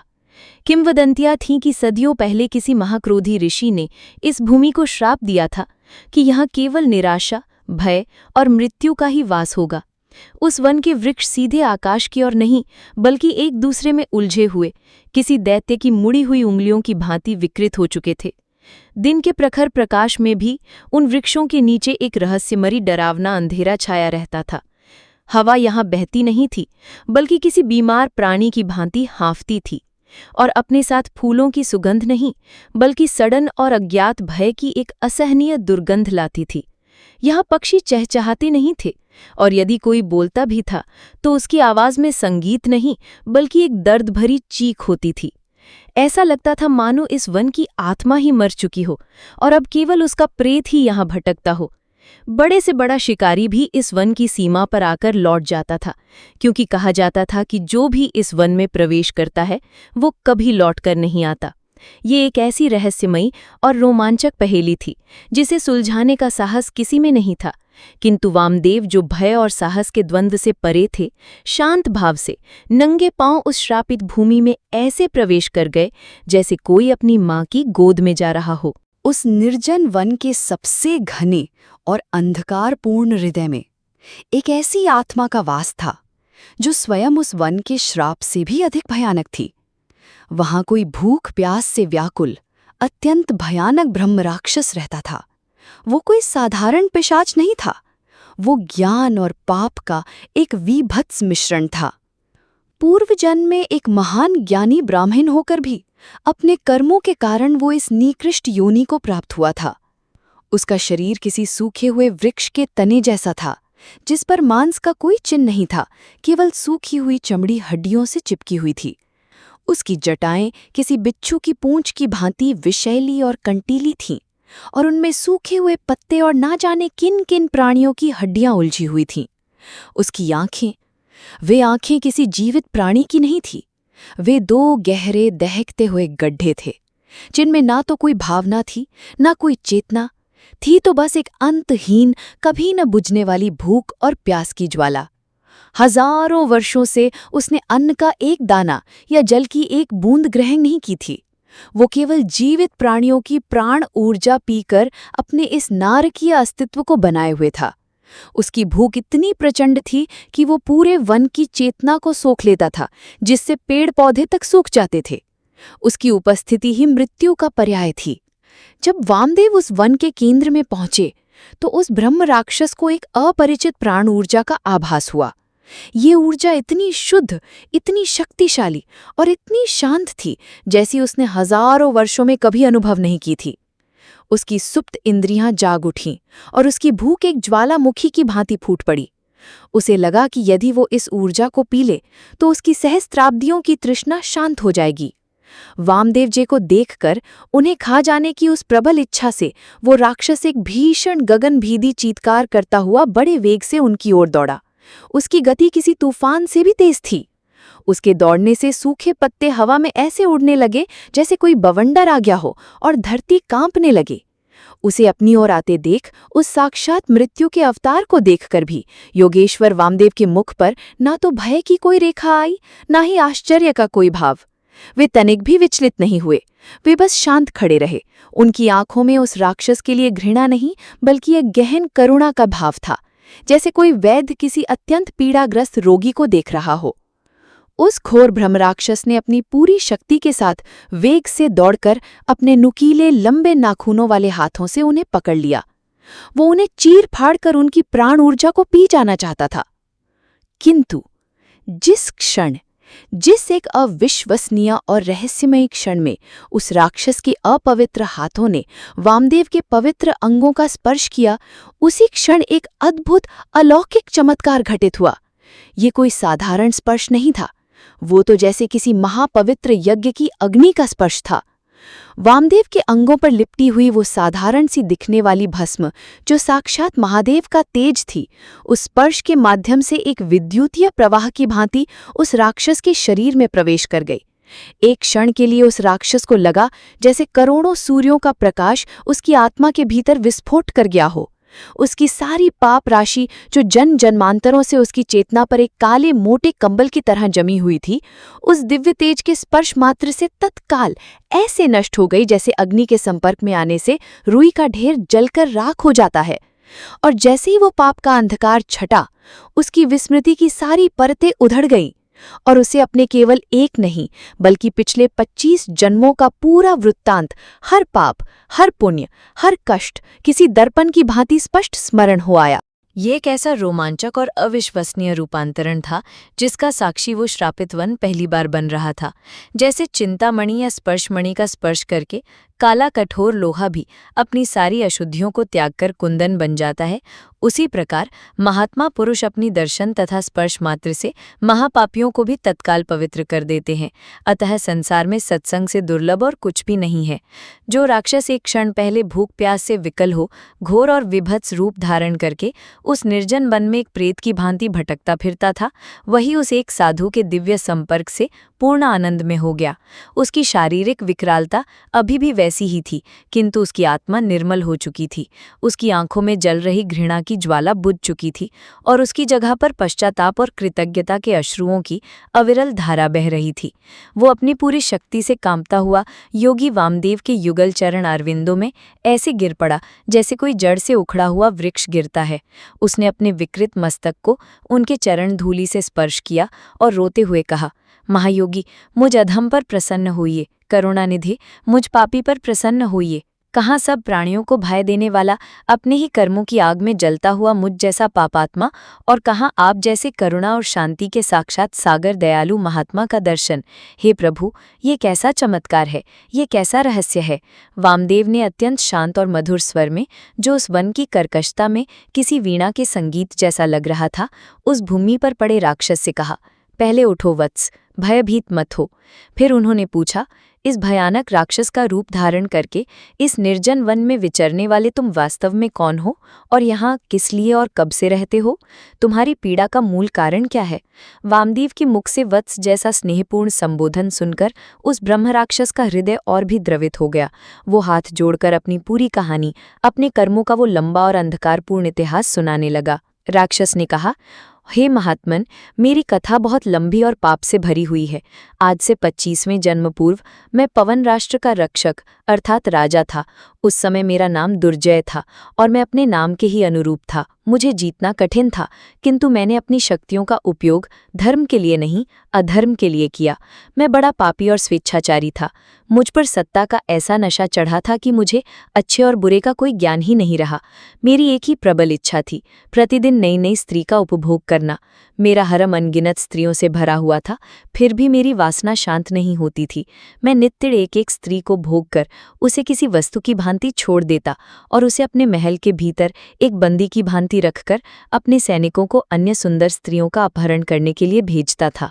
उसकी आवाज में गहरा पश्चाताप था। उसने आगे कहा, मेरे द्वारा भोगी हुई वे असहाय स्त्रियां घर के भीतर बंद रहकर दिन रात शोक में डूबी रहती थी, अपनी नियति को कोसती थी। उनकी आहें और श्राप मेरे महल की दीवारों में गूंजते रहते थे, पर मैं अपने अहंकार में अंधा हो चुका था। मेरे इस अत्याचार से त्रस्त होकर मेरे राज्य में जितने भी स्वाभिमानी ब्राह्मण और अन्य कुलीन जन थे, वे सब अपनी स्त्रियों सहित मेरा राज्य छोड़कर भाग गए। मैं हर प्रकार का कुकर्म करता था, मदिरापान, द्यूत क्रीड़ा, निर्दोषों पर अत्याचार, ऐसा कोई पाप नहीं था जो मैंने न किया हो। इस प्रकार दूषित विषय भोगों में आसक्त रहने और मदिरापान में रत रहने के कारण मुझे भरी जवानी में ही यक्ष्मा आदि बड़े बड़े असाध्य रोगों ने घेर लिया। मेरा सुंदर शरीर गलने लगा, मेरी शक्ति क्षीण हो गई। जिन मंत्रियों और सेवकों ने मुझे त्यागा था, उन्होंने भी मेरा साथ छोड़ दिया। अंत में अपनी ही कुकर्मों के बोझ तले दबकर मैं बड़ी ही पीड़ादायक मृत्यु को प्राप्त हुआ। हे मुनिवर, जो मनुष्य धर्म से भ्रष्ट हो जाता है, उसकी आयु नष्ट होती है, उसका अपयश बढ़ता है, उसका भाग्य क्षीण होता है, वह अत्यंत दुर्गति में पड़ता है तथा उसके पूर्वज और पितर भी उसके पापों के कारण स्वर्ग से निश्चय ही गिर जाते हैं। मृत्यु के पश्चात यमराज के भयानक दूत मुझे लोहे की जंजीरों में बांधकर घसीटते हुए यमलोक को ले गए। वहां धर्मराज के समक्ष मेरे कर्मों का लेखा जोखा प्रस्तुत किया गया। मेरे पाप इतने अधिक थे कि उनके लिए कोई क्षमा नहीं थी। मुझे उस भयंकर नर्क कुंड में डाल दिया गया जिसकी अग्नि कभी शांत नहीं होती। उस कुंड के भीतर यमदूतों से पीड़ित होकर मुझे एक तो वर्ष नहीं बल्कि पूरे 30,000 वर्षों तक असहनीय यातनाएं भोगनी पड़ी। तदंतर जब उस घोर पाप का फल कुछ कम हुआ तो बचे हुए पाप के फल से मैं इस निर्जन वन में भूख प्यास से विकल पिशाच हुआ। पिशाच योनि में मैंने 100 दिव्य वर्ष व्यतीत किए। फिर मेरे कर्मों ने मुझे विभिन्न पशु पक्षियों की योनियों में भटकाया। दूसरे जन्म में मैं एक आदमखोर व्याघ्र बना, तीसरे में एक विशाल अजगर, चौथे में एक क्रूर भेड़िया, पांचवें में एक मल में लौटने वाला सुअर, छठवें में एक मुर्दाखोर गिद्ध। इसी प्रकार कुत्ता, सियार, नीलगाय, मृग, वानर, नेवला, कौवा, रीछ, वन मुर्गा, गधा, बिलाव, मेंढक, कछुआ, मछली, चूहा, उल्लू और जंगली हाथी जैसी 24 विभिन्न योनियों में मैंने जन्म लिया और हर जन्म में पीड़ा भोगी। अंत में मेरे उन सभी जन्मों के बचे खुचे पापों ने मिलकर मुझे ये सबसे निकृष्ट, सबसे पीड़ादायक 25वीं योनि प्रदान की और मैं एक ब्रह्म राक्षस बन गया। इस योनि में न तो मृत्यु है न ही जीवन, बस एक अंतहीन पीड़ा है, एक अंतहीन प्रतीक्षा है। इस समय आपके इस पवित्र शरीर के स्पर्श मात्र से मेरी पूर्व जन्मों की सारी स्मृतियां जाग उठी हैं। आपके संग से मेरे मन में पहली बार वैराग्य और गहन प्रसन्नता का अनुभव हुआ है। हे महामते, आप कोई साधारण मनुष्य नहीं हो सकते। कृपया करके इस रहस्य से पर्दा उठाइए। ऐसा दिव्य प्रभाव, ऐसा तेजोमय और पापनाशक बल आपको कैसे प्राप्त हुआ? ब्रह्म राक्षस की यह लंबी और दर्द भरी कहानी सुनकर भी वामदेव के मुख पर कोई विकार नहीं आया। वे बस शांत भाव से सुनते रहे। जब राक्षस चुप हुआ तो वामदेव मंद मंद मुस्कुराए। वामदेव जी बोले, हे दुर्जय, तुमने जो शक्ति अनुभव की है वो मेरी नहीं है। मैं तो केवल एक माध्यम हूँ, एक पात्र हूँ। यह मेरे शरीर में लगे हुए इस पवित्र भस्म का महान प्रभाव है। यह कोई साधारण राख नहीं है, यह तो साक्षात महादेव का स्वरूप है, उनकी वैराग्यमयी शक्ति का प्रतीक है।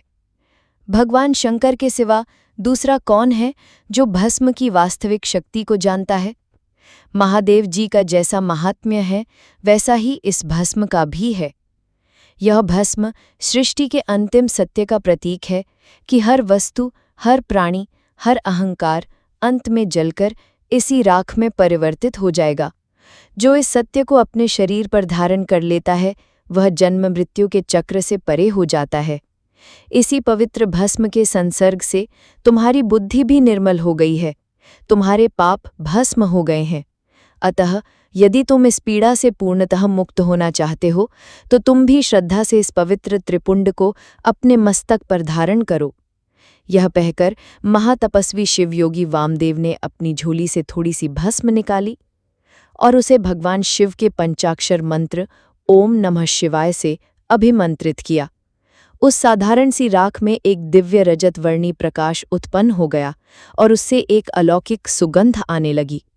उन्होंने उस भस्म को उस घोर ब्रह्म राक्षस को दे दिया। उस ब्रह्म राक्षस ने कांपते हुए हाथों से उस दिव्य भस्म को लिया, जैसे कोई प्यासा व्यक्ति अमृत ले रहा हो। उसने पूरी श्रद्धा और समर्पण के साथ अपनी 3 उंगलियों से उस भस्म को अपने भयानक ललाट पर त्रिपुंड के रूप में धारण किया। और जैसे ही वह त्रिपुंड पूर्ण हुआ, एक अंतिम सबसे बड़ा और रोमांचक चमत्कार हुआ। त्रिपुंड के धारण करते ही उसके प्रभाव से उस ब्रह्म राक्षस का विभत्स और घिनौना शरीर एक सूखे पत्ते की भांति झड़ने लगा। उसकी विकृत हड्डियां सीधी होने लगी, उसकी जटाएं सुलझकर काले घने केशों में बदल गई और उसकी दहकती हुई आंखों में शांति और ज्ञान का प्रकाश आ गया। उसने तत्काल ही अपने उस नारकीय ब्रह्म राक्षस शरीर का त्याग कर दिया और उसकी जगह पर एक अत्यंत कांतिमय दिव्य शरीर प्रकट हो गया, जो देवताओं के समान ही सुशोभित हो रहा था। उसके मुख पर अब पीड़ा नहीं बल्कि परमानंद का भाव था। उसने भक्तिपूर्वक अपने गुरु वामदेव की परिक्रमा की, उनके चरणों में अपना मस्तक रखकर प्रणाम किया और जैसे ही वह उठा, आकाश मार्ग से एक पुष्प सुसज्जित प्रकाशमान दिव्य विमान नीचे उतरा। उस विमान पर शिवजी के गण विराजमान थे। उन्होंने उस मुक्त हुई आत्मा को आदरपूर्वक विमान पर बिठाया और वह विमान पुण्य लोक की ओर प्रस्थान कर गया। वह श्रापित क्रौंचारण्य आज एक आत्मा की मुक्ति का साक्षी बना था। महायोगी वामदेव इस पूरी अलौकिक घटना के बाद भी वैसे ही शांत और निर्विकार भाव से खड़े रहे और फिर अपनी आगे की यात्रा पर निकल पड़े जैसे कुछ हुआ ही न हो। अब उस कथा को सुनिए जो श्रद्धा की आंतरिक शक्ति के उस गूढ़ रहस्य को उजागर करती है, जो एक साधारण परिहास को भी परम सत्य में बदल सकती है और एक भक्त को असंभव की सीमाओं से भी पार ले जा सकती है। सूत जी कहते हैं, ये सृष्टि बड़ी ही विचित्र है और इसके नियम उससे भी अधिक रहस्यमयी हैं। यहाँ जो दिखता है वो होता नहीं और जो होता है वो साधारण आंखों से दिखाई नहीं देता। इस संसार में मंत्र, तीर्थ, ब्राह्मण, देवता, ज्योतिषी, औषधि तथा गुरु में जिसकी जैसी भावना होती है उसे वैसी ही सिद्धि प्राप्त होती है। भावना ही पत्थर को परमात्मा बना देती है और भावना के अभाव में स्वयं परमात्मा भी पत्थर की मूर्ति मात्र रह जाते हैं। ये श्रद्धा का ही चमत्कार है, विश्वास का ही रोमांच है, जो तर्क की सीमाओं से परे घटित होता है। इसी गूढ़ सत्य को प्रमाणित करने वाली एक ऐसी ही रोमांचक और अविश्वसनीय कथा है जो पूर्व काल में पांचाल देश की घनी और रहस्यमयी उपत्यकाओं में घटित हुई थी। पांचाल देश, जो अपनी समृद्धि और वीरता के लिए विख्यात था, उस समय राजा वीरसेन के कुशल नेतृत्व में फल फूल रहा था। उन्हीं राजा के एक पुत्र थे जिनका नाम था राजकुमार सिंह केतु। वे अपने नाम के ही अनुरूप सिंह के समान पराक्रमी और केतु के समान तेजस्वी थे। समस्त उत्तम गुणों से वे युक्त थे और सदा क्षत्रिय धर्म में तत्पर रहते थे। उनकी तलवारबाजी और धनुर्विद्या की प्रशंसा दूर दूर तक फैली हुई थी, किंतु युवावस्था और राजसी वैभव के कारण उनके स्वभाव में एक प्रकार का परिहास और चंचलता भी थी। वे धर्म और रिचुअल्स को जानते तो थे, पर उनके गहरे मर्म को अनुभव नहीं कर पाते थे। उनके लिए पूजा पाठ एक यांत्रिक क्रिया थी, श्रद्धा और भक्ति का गहन सागर नहीं। वे अक्सर अपनी तेज बुद्धि और वाक्पटुता से दूसरों को निरुत्तर कर देते और कभी कभी भोले भाले लोगों के साथ ऐसा परिहास कर बैठते थे जिसका परिणाम वे स्वयं भी नहीं जानते थे।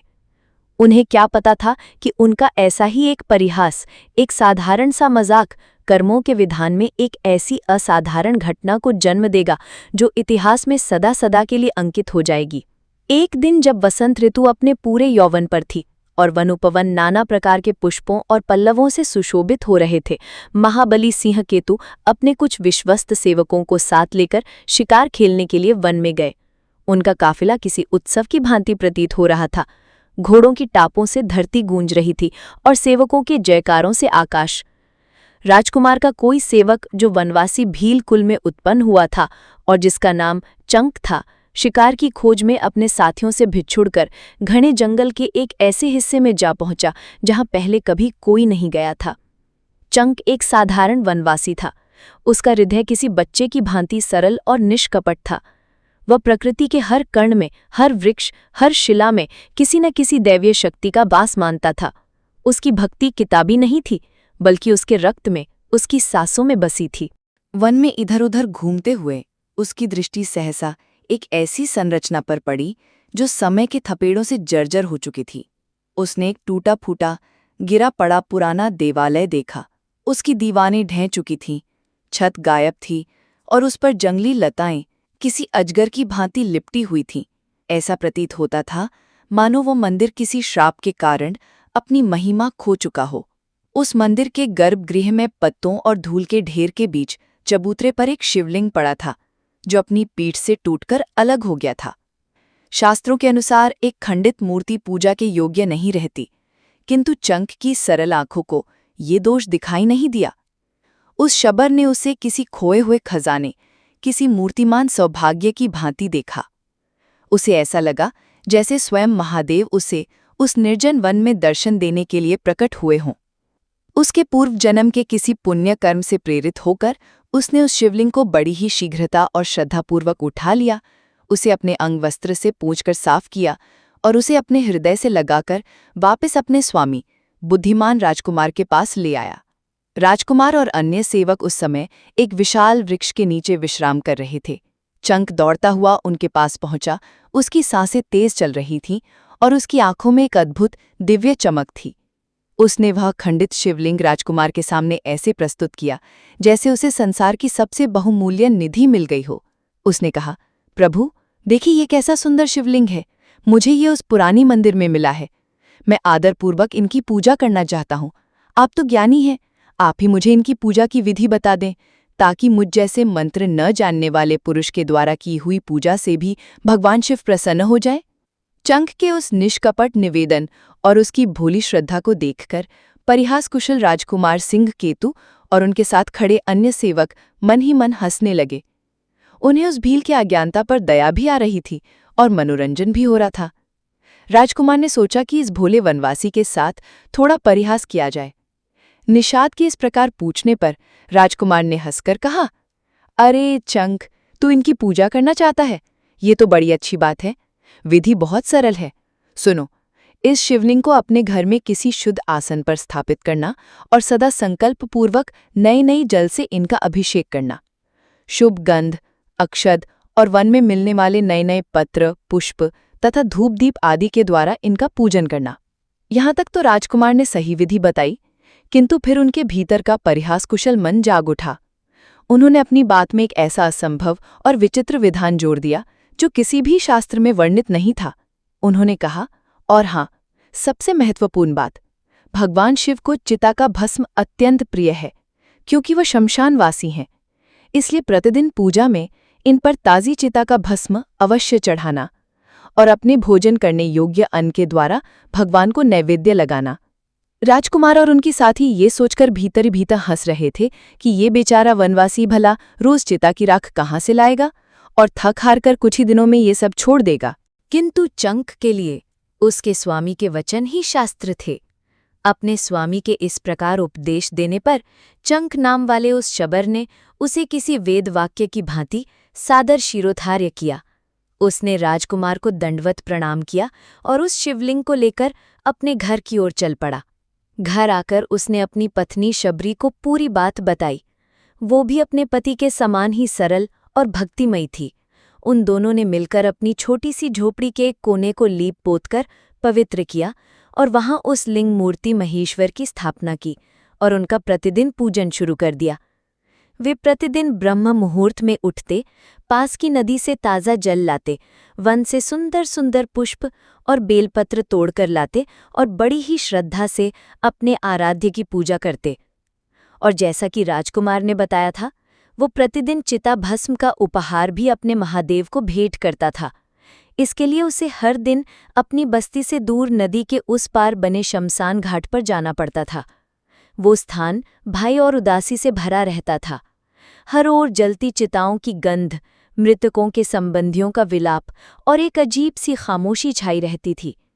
कोई भी साधारण व्यक्ति उस स्थान पर स्वेच्छा से नहीं जाता, किंतु चंक के लिए अब वो स्थान भय का नहीं बल्कि भक्ति की सामग्री जुटाने का केंद्र बन गया था। वो वहां से भस्म एकत्रित करता और उसे एक पवित्र पात्र में रखकर ले आता। उसे उस राख में मृत्यु की विभीषिका नहीं बल्कि अपने प्रभु का वैराग्य दिखाई देता था। इस प्रकार अपनी अटूट और अचल श्रद्धा के साथ उस दंपत्ति को अपने आराध्य की सेवा करते हुए कई वर्ष बीत गए। उनकी ख्याति किसी नगर में नहीं फैली, उनका नाम किसी शास्त्र में नहीं लिखा गया, किंतु उनकी निश्चल भक्ति सीधे कैलाश पर बैठे भगवान शिव के हृदय तक अवश्य पहुंच रही थी। फिर एक दिन वो घटना घटी जो उनकी भक्ति की सबसे कठिन और रोमांचक परीक्षा बनने वाली थी। एक दिन वो शबर जब अपनी नित्य की शिव पूजा के लिए बैठा, तब उसने देखा कि उसके पात्र में चिता का भस्म तनिक भी शेष नहीं है। उसे याद आया कि पिछले कई दिनों से गांव में किसी की मृत्यु नहीं हुई थी, इसलिए शमशान घाट भी सूना पड़ा था। ये विचार आते ही उसका हृदय कांप गया। उसे लगा कि आज उसकी सेवा में एक बहुत बड़ा विघ्न पड़ गया है। वो तुरंत उठकर पागलों की भांति दूर दूर तक चिता भस्म ढूंढता हुआ घूम आया। वो आसपास के सभी गांवों के शमशान घाटों तक हुआया, किंतु उसे कहीं भी चिता भस्म का एक कण भी नहीं मिला। अंततः जब सूर्य अस्त होने को आया तो वो पूरी तरह थक कर और निराश होकर अपने घर लौट आया। उसकी आंखों में आंसू थे और उसका चेहरा उतरा हुआ था। उसने अपनी पत्नी को बुलाकर बड़े ही व्याकुल स्वर में कहा, प्रिये, आज अनर्थ हो गया। चिता भस्म तो मुझे कहीं नहीं मिला। बताओ अब मैं क्या करूं? आज मुझ पापी के कारण मेरे महादेव की शिव पूजा में विघ्न पड़ गया। यदि मैं आज उन्हें उनका प्रिय भस्म अर्पित नहीं कर पाया तो मेरा ये जीवन व्यर्थ है। इस पूजा के बिना मैं एक क्षण भर भी जीवित नहीं रह सकता। अपने पति को इस प्रकार धर्म संकट में और आत्मग्लानि में डूबा हुआ देखकर उस शबरी का हृदय भी द्रवित हो गया। किंतु वो अपने पति से भी 2 पग आगे की भक्त थी। उसके मन में भय या निराशा का लेश मात्र भी नहीं था। उसकी बुद्धि में एक ऐसा विचार कौंधा जो साधारण मनुष्य की कल्पना से भी परे था। वो विचार भक्ति की पराकाष्ठा थी, समर्पण का चरम था। पति को इस प्रकार व्याकुल देख शबर की उस स्त्री ने शांत भाव से कहा, नाथ, आप व्यर्थ में चिंता कर रहे हैं। डरिए मत, मैं आपको एक उपाय बताती हूँ। जब तक मैं जीवित हूँ, आपकी शिव पूजा में कोई विघ्न नहीं आ सकता। ये अपना घर बहुत दिनों का पुराना हो गया है। इसकी लकड़ियां भी अब सूख चुकी हैं। मैं अभी इसमें आग लगाकर उस प्रज्वलित अग्नि में प्रवेश कर जाऊंगी। मेरे इस नश्वर शरीर के जलने से आपके लिए बहुत सा चिता भस्म तैयार हो जाएगा, जिसे आप प्रसन्नतापूर्वक अपने आराध्य को अर्पित कर सकेंगे। ये सुनकर चंक स्तब्ध रह गया। उसे अपनी पत्नी के बलिदान का विचार किसी वज्रपात की भांति लगा। शबर बोला, प्रिय, ये तुम क्या कह रही हो? ये मानव शरीर ही तो धर्म, अर्थ, काम एवं मोक्ष का सबसे श्रेष्ठ साधन है। तुम अपने इस नवयौवन संपन्न सुखोचित शरीर को क्यों त्याग रही हो? शबर की स्त्री ने एक दिव्य मुस्कान के साथ उत्तर दिया, स्वामी, जीवन की सफलता इसी में है कि वो दूसरों के हित के लिए, धर्म के लिए समर्पित हो जाए। और फिर जो शरीर साक्षात देवादिदेव महादेव की सेवा के लिए स्वयं को समर्पित कर दे, जो उनकी पूजा का एक अंग बन जाए, उससे बड़ा सौभाग्य और क्या हो सकता है? मैंने ऐसी कौन सी घोर तपस्या की है जो मुझे ये अवसर मिल रहा है? आप मुझे रोकिए मत। मुझे भगवान शिव की प्रीति के लिए इस प्रज्वलित अग्नि में अपने शरीर का त्याग करने दीजिए। अपनी पत्नी की इस प्रकार स्थिर बुद्धि, उसके दृढ़ निश्चय और उसकी अलौकिक शिव भक्ति को देखकर उस दृढ़ संकल्प वाले शबर की आंखों में आंसू आ गए। उसने अपनी पत्नी के आगे शीश झुका दिया। उसने कांपते हुए स्वर में कहा, तथास्तु, और उसकी इस अद्वितीय भक्ति की सराहना की। शबरी ने स्वामी की आज्ञा पाकर ऐसी तैयारी की जैसे कोई वधू अपने वर से मिलने जा रही हो। उसने स्नान से पवित्र हो सुंदर अलंकार धारण किया और अपने ही उस घर में आग लगा दी जिसमें उसने अपने जीवन के सुख दुख के क्षण बिताए थे। जब अग्नि की लपटें आकाश को छूने लगी तो उसने उस अग्निदेव की भक्तिपूर्वक परिक्रमा की, अपने पति और देवगुरु को अंतिम नमस्कार किया और अपने हृदय में भगवान सदाशिव का ध्यान करके उस धधकती हुई अग्नि में प्रवेश करने के लिए उद्यत हो हाथ जोड़कर इस प्रकार स्वतन किया, हे देव, मेरी इंद्रियां आपकी पूजा के लिए पुष्प हों, ये मेरा शरीर धूप एवं अगुरु हो, मेरा हृदय आपके लिए दीपक बने, मेरे प्राण हविष्य का काम दें और मेरी कर्म इंद्रियां आपके लिए अक्षत होवें। इस समय ये जीव आपकी पूजा के फल को प्राप्त हो। मैं धन अधिपति कुबेर के पद को नहीं चाहती, अविचल स्वर्ग भूमि की भी इच्छा नहीं रखती तथा ब्रह्मा जी के पद की भी अभिलाषा नहीं करती। बस यही चाहती हूँ कि यदि फिर इस संसार में मेरा जन्म हो तो मैं प्रत्येक जन्म में आपके चरणारविंदों के सुंदर मकरंद का पान करने वाली भ्रमरी बनूं। महेश्वर, आपको नमस्कार है, आपको नमस्कार है। इस प्रकार देवेश्वर भगवान शिव को स्वयं को समर्पित करके वो दृढ़ निश्चय वाली शबरी उस प्रज्वलित अग्नि में कूद गई और एक ही क्षण भर में उसका शरीर जलकर भस्म हो गया। चंक ने रोते हुए किंतु एक अजीब से गर्व और श्रद्धा के भाव के साथ उस पवित्र भस्म को एक पात्र में एकत्रित किया और अपने जले हुए घर के समीप ही उस खंडित शिवलिंग पर भगवान शिव का पूजन आरंभ किया। उसने उस भस्म को शिवलिंग पर ऐसे अर्पित किया जैसे कोई सबसे बहुमूल्य हीरा चढ़ा रहा हो। पूजन के अंत में जब वो नैवेद्य ग्रहण करने बैठा तो उसे अपनी नित्य की आदत के अनुसार प्रसाद लेने को आने वाली अपनी प्रियात्मा का स्मरण हुआ आया। उसका हृदय एक बार फिर दुख से भर गया। उसने भारी मन से अपनी पत्नी को पुकारा और जैसे ही उसने अपनी पत्नी का स्मरण किया, एक अविश्वसनीय, एक रोमांचक और एक रहस्यमयी चमत्कार हुआ। स्मरण करते ही वो शबरी पहले की ही भांति सुंदर वस्त्रों और अलंकारों में सजी हुई हाथ जोड़कर उसके सामने खड़ी हुई दिखाई दी। उसके शरीर पर जलने का एक भी चिन्ह नहीं था और उसके मुख पर एक दिव्य तेज था। अपनी पत्नी को जीवित देखकर तथा अपने जलकर भस्म हुए घर को भी पूर्ववत स्थित पाकर वो शबर आश्चर्यचकित हो सोचने लगा, अहो, ये क्या माया है? अग्नि तो अपने तेज से हर वस्तु को जला देती है। मेरी पत्नी तो मेरे ही सामने प्रत्यक्ष अग्नि में भस्म हो गई थी, ये फिर से जीवित कैसे हो गई? पता नहीं ये स्वप्न है अथवा मेरे मन का कोई भ्रम या भगवान की कोई रहस्यमयी माया। इस प्रकार विचार करते हुए शबर ने अपनी स्त्री से पूछा, प्रिय, तुम तो अग्नि में भस्म हो गई थी, यहाँ कैसे आ गई? और ये हमारा जला हुआ घर फिर से पहले के ही समान खड़ा कैसे हो गया? शबरी ने मुस्कुराते हुए कहा, स्वामी, जब मैं घर में आग लगाकर उसके भीतर प्रविष्ट हुई तब से अपने आप की मुझे कोई सुध ही नहीं। ना तो मैंने आग देखी और ना ही मुझे लेश मात्र भी ताप का अनुभव हुआ। मुझे तो ऐसा जान पड़ता था मानो मैं किसी शीतल सरोवर के जल में घुसी हुई हूँ। मैं आधे क्षण तक किसी गाढ़ निंद्रा में सोई सी जा रही थी और अब क्षण भर में ही जाग उठी हूँ। उठते ही मैंने देखा हमारा घर जला हुआ नहीं है और अब मैं भगवान की पूजा के अंत में अपना प्रसाद लेने के लिए आपके पास आई हूँ। इस प्रकार वे दोनों दंपत्ति उस अद्भुत और अलौकिक चमत्कार पर प्रेम पूर्वक आपस में वार्तालाप ही कर रहे थे कि इतने में ही उनके आगे एक परम अद्भुत सूर्य के समान प्रकाशमान दिव्य विमान आकाश मार्ग से नीचे उतरा। उस विमान पर भगवान शंकर के 4 गण दिव्य आभूषणों से सजे हुए बैठे थे। उन्होंने विमान से उतरकर उन दोनों निषाद दंपति का हाथ पकड़कर उन्हें बड़े ही आदर से विमान पर बिठा लिया। फिर एक अंतिम चमत्कार हुआ। शबर और शबरी को अपने उस स्थूल नश्वर शरीर का त्याग भी नहीं करना पड़ा। उन शिव दूतों के हाथों का दिव्य स्पर्श प्राप्त होते ही उन निषाद दंपति के वे ही साधारण शरीर तत्काल उन्हीं गणों के समान दिव्य, तेजोमय और अजर अमर हो गए। वे दोनों अपनी उसी देह में शिवलोक को चले गए।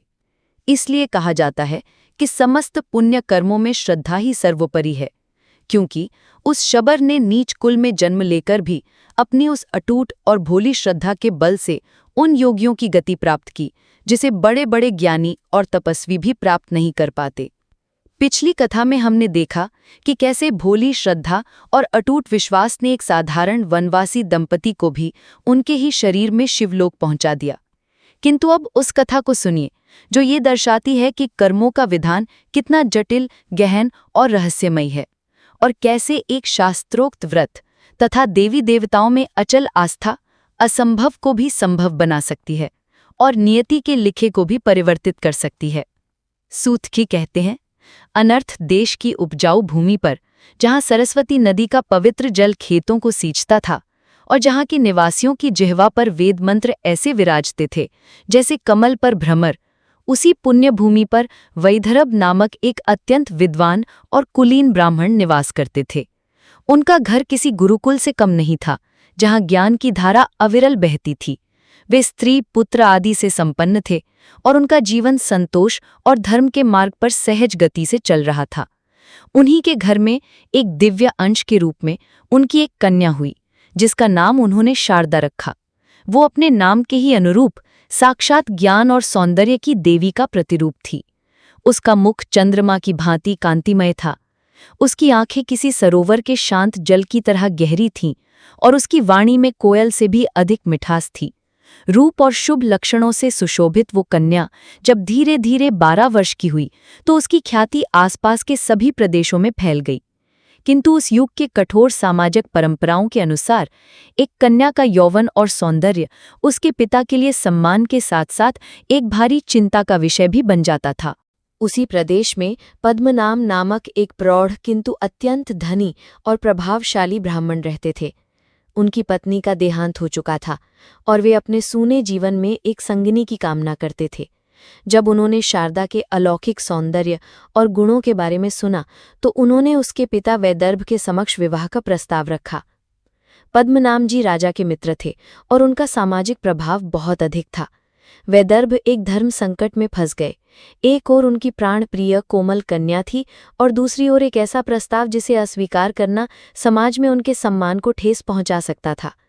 अपनी याचना भंग होने के भय से और सामाजिक दबाव के आगे विवश होकर भारी मन से पिता ने अपनी उस कन्या का हाथ उन्हें सौंप दिया। विवाह का दिन किसी उत्सव की भांति नहीं बल्कि एक मौन यज्ञ की भांति आया, जिसमें शारदा किसी आहुति की तरह अर्पित की जा रही थी। दोपहर के शुभ मुहूर्त में विवाह की रस्में पूरी हुईं। शारदा ने अभी तक अपने पति का चेहरा भी ठीक से नहीं देखा था। उसने तो केवल अपने पिता की विवशता और अपनी नियति को स्वीकार किया था। विवाह के पश्चात पद्मनाम जी अपने ससुराल में ही रुके हुए थे। जब सायंकाल होने पर सूर्य अपनी अंतिम लालिमा बिखेर कर अस्ताचल की ओर जा रहा था, तब वे अपनी नित्य की संध्या उपासना करने के लिए घर के समीप ही स्थित एक शांत सरोवर के तट पर गए। वहां उन्होंने विधिपूर्वक संध्या उपासना की, सूर्य को अर्घ्य दिया और अपने इष्ट का ध्यान किया। जब वे उपासना समाप्त करके लौट रहे थे तो मार्ग में घना अंधकार छा चुका था। उसी अंधकारपूर्ण मार्ग में पत्तों के ढेर में छिपे एक विषैले काल सर्प ने उन्हें काट लिया। विष इतना तीव्र था कि पद्मनाम जी के मुख से एक चीख भी नहीं निकल सकी और क्षण भर में ही उनके प्राण पखेरु उड़ गए। ये समाचार जब घर पहुंचा तो जैसे पूरे ब्रह्मांड का दुख उस एक आंगन में सिमट आया हो।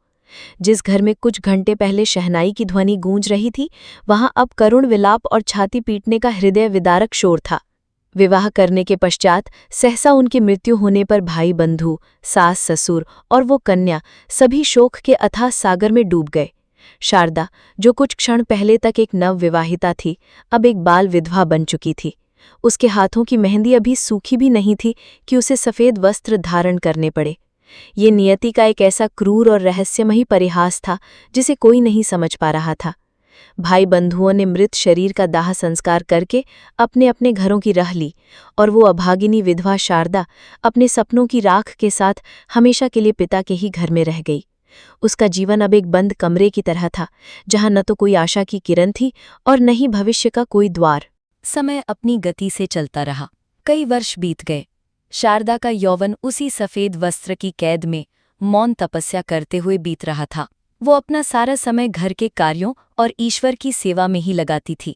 एक दिन उसके जीवन की इस शांत किंतु मृतप्राय नदी में हलचल उत्पन्न करने के लिए एक अलौकिक घटना घटी। उस दिन ध्रुव नाम वाले कोई अत्यंत वृद्ध और नेत्रहीन महातपस्वी मुनि अपने एक युवा शिष्य का हाथ पकड़े हुए भिक्षा मांगते मांगते शारदा के घर पर आए। वे मुनि कोई साधारण तपस्वी नहीं थे। उनकी ख्याति दूर दूर तक फैली हुई थी। कहा जाता था कि उनकी जिह्वा पर स्वयं सरस्वती का वास है और उनके वचन कभी मिथ्या नहीं होते। जिस समय वे घर पर पधारे, शारदा के पिता और भाई किसी कार्य से बाहर गए हुए थे, अतः शारदा ही उनके स्वागत के लिए द्वार पर आई। उसने उन तेज पुंज किंतु नेत्रहीन महात्मा को प्रणाम किया और अत्यंत विनम्रता से बोली, महाभाग, आपको मेरा प्रणाम है। आज्ञा कीजिए, मैं आपका कौन सा कार्य करूं? यूं कहकर शारदा ने बड़े ही भक्तिभाव से मुनि के चरण धुलवाए और उन्हें एक स्वच्छ आसन पर बिठाकर पंखे से हवा करके उन्हें संतुष्ट किया। थके मांदे मुनि को जब उसने विधिपूर्वक स्नान कराया और जब वे देव पूजा करके सुखपूर्वक आसन पर बैठे, तब उन्हें बड़े ही आदरपूर्वक अन्न भोजन कराया।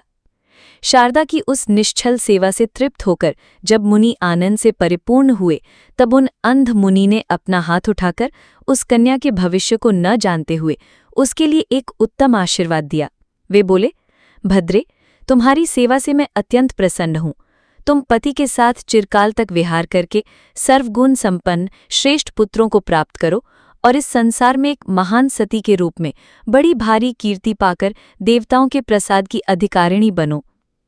ये एक ऐसा आशीर्वाद था जो किसी भी विवाहिता स्त्री के लिए सबसे बड़ा सौभाग्य होता, किंतु शारदा के लिए ये किसी वज्रपात से कम नहीं था।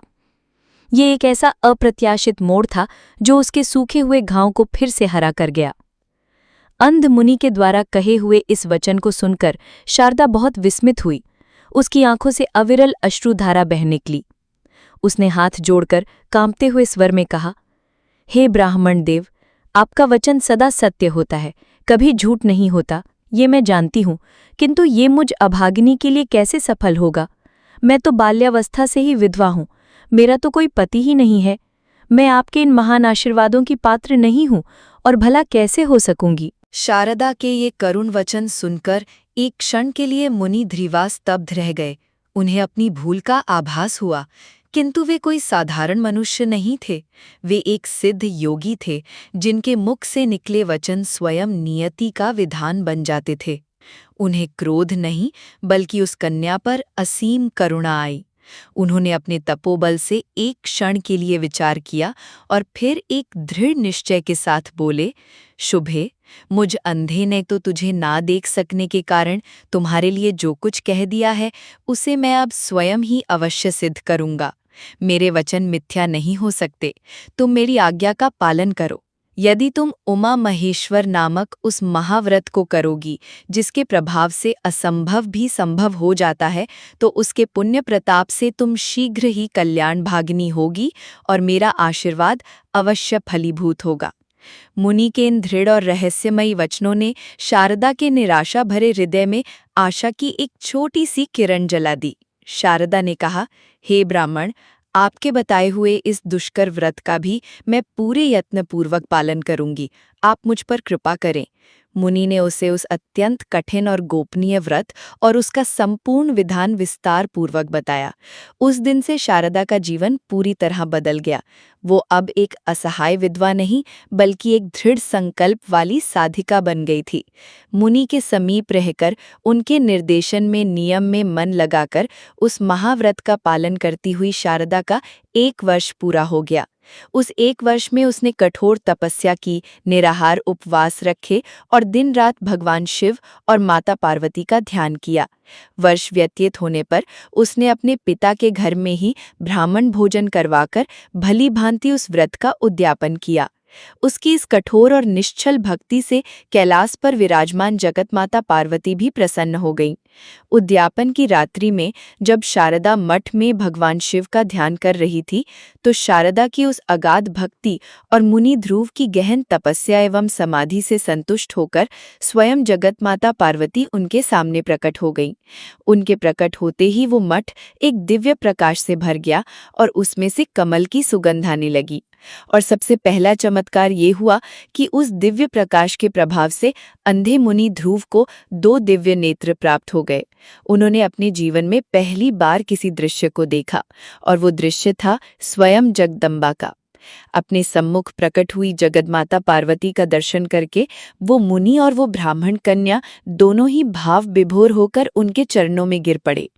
तब उन दोनों को उठाकर देवी पार्वती ने बड़े ही प्रेम और वात्सल्य से कहा, मुनि श्रेष्ठ, मैं तुम्हारी इस परोपकार की भावना से अत्यंत प्रसन्न हूँ और पाप रहित पुत्री शारदा, तुम्हारी इस कठोर भक्ति पर भी मैं प्रसन्न हूँ।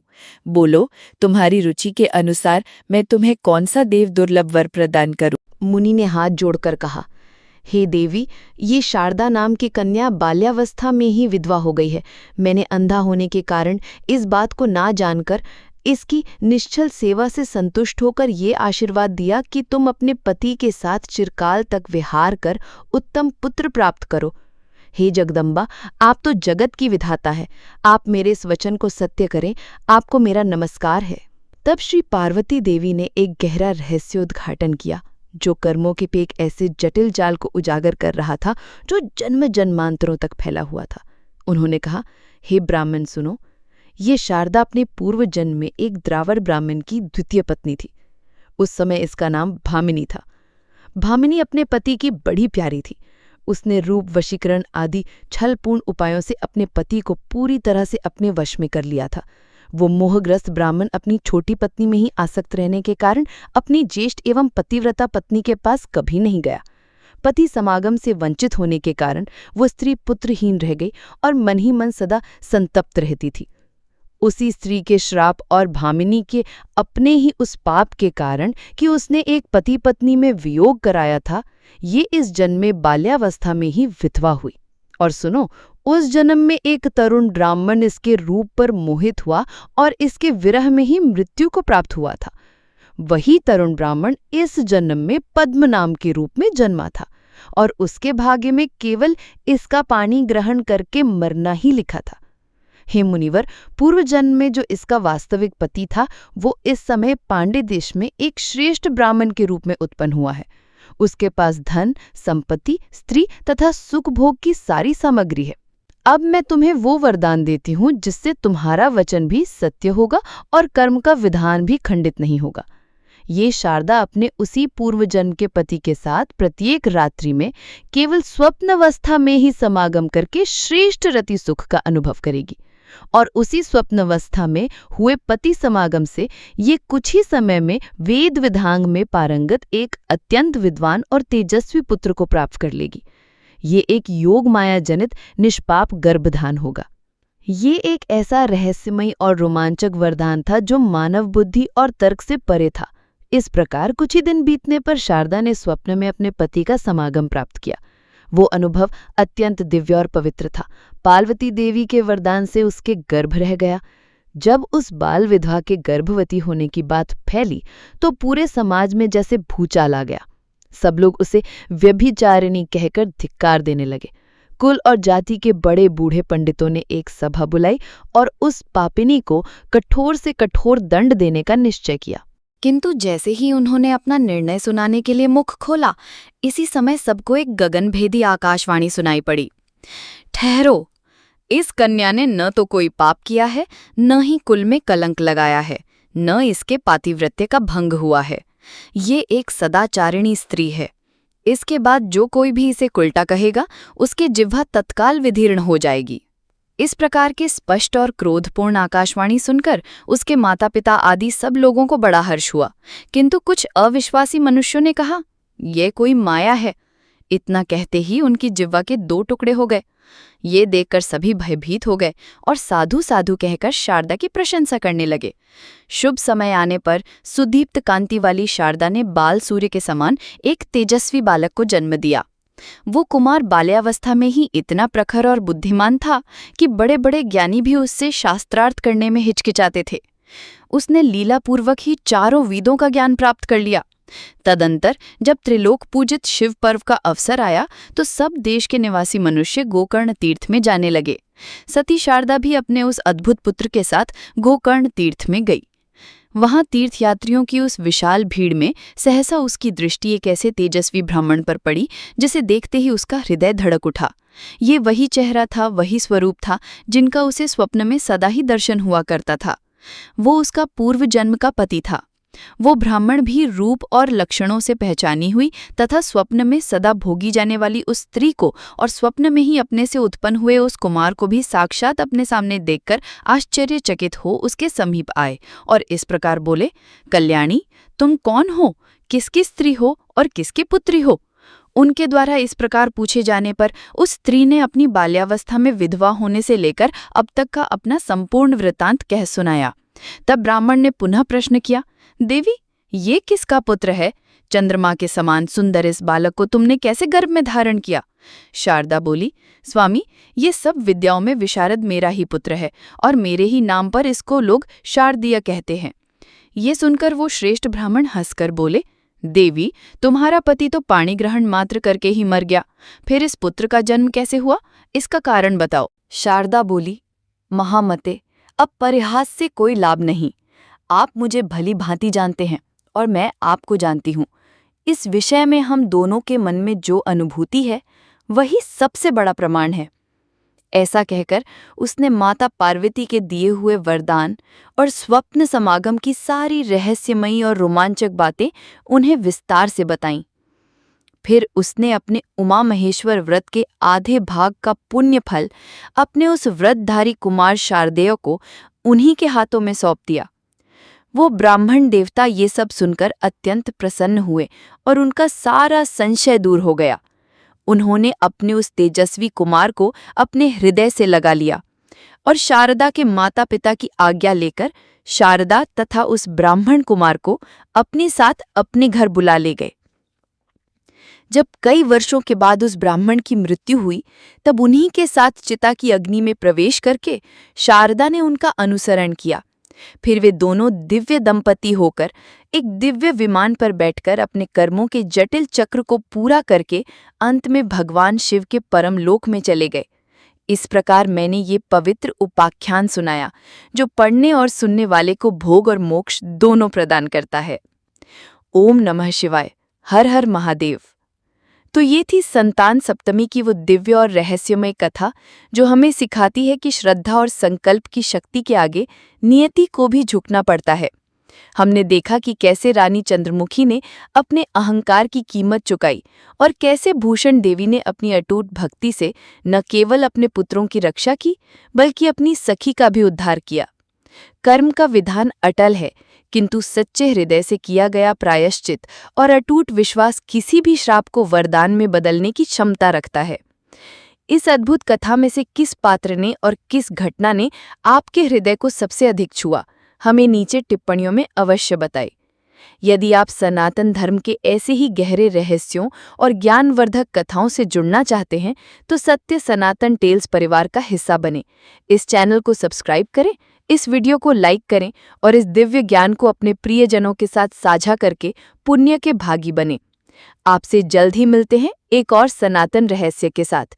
तब तक के लिए ओम नमः शिवाय, हर हर महादेव।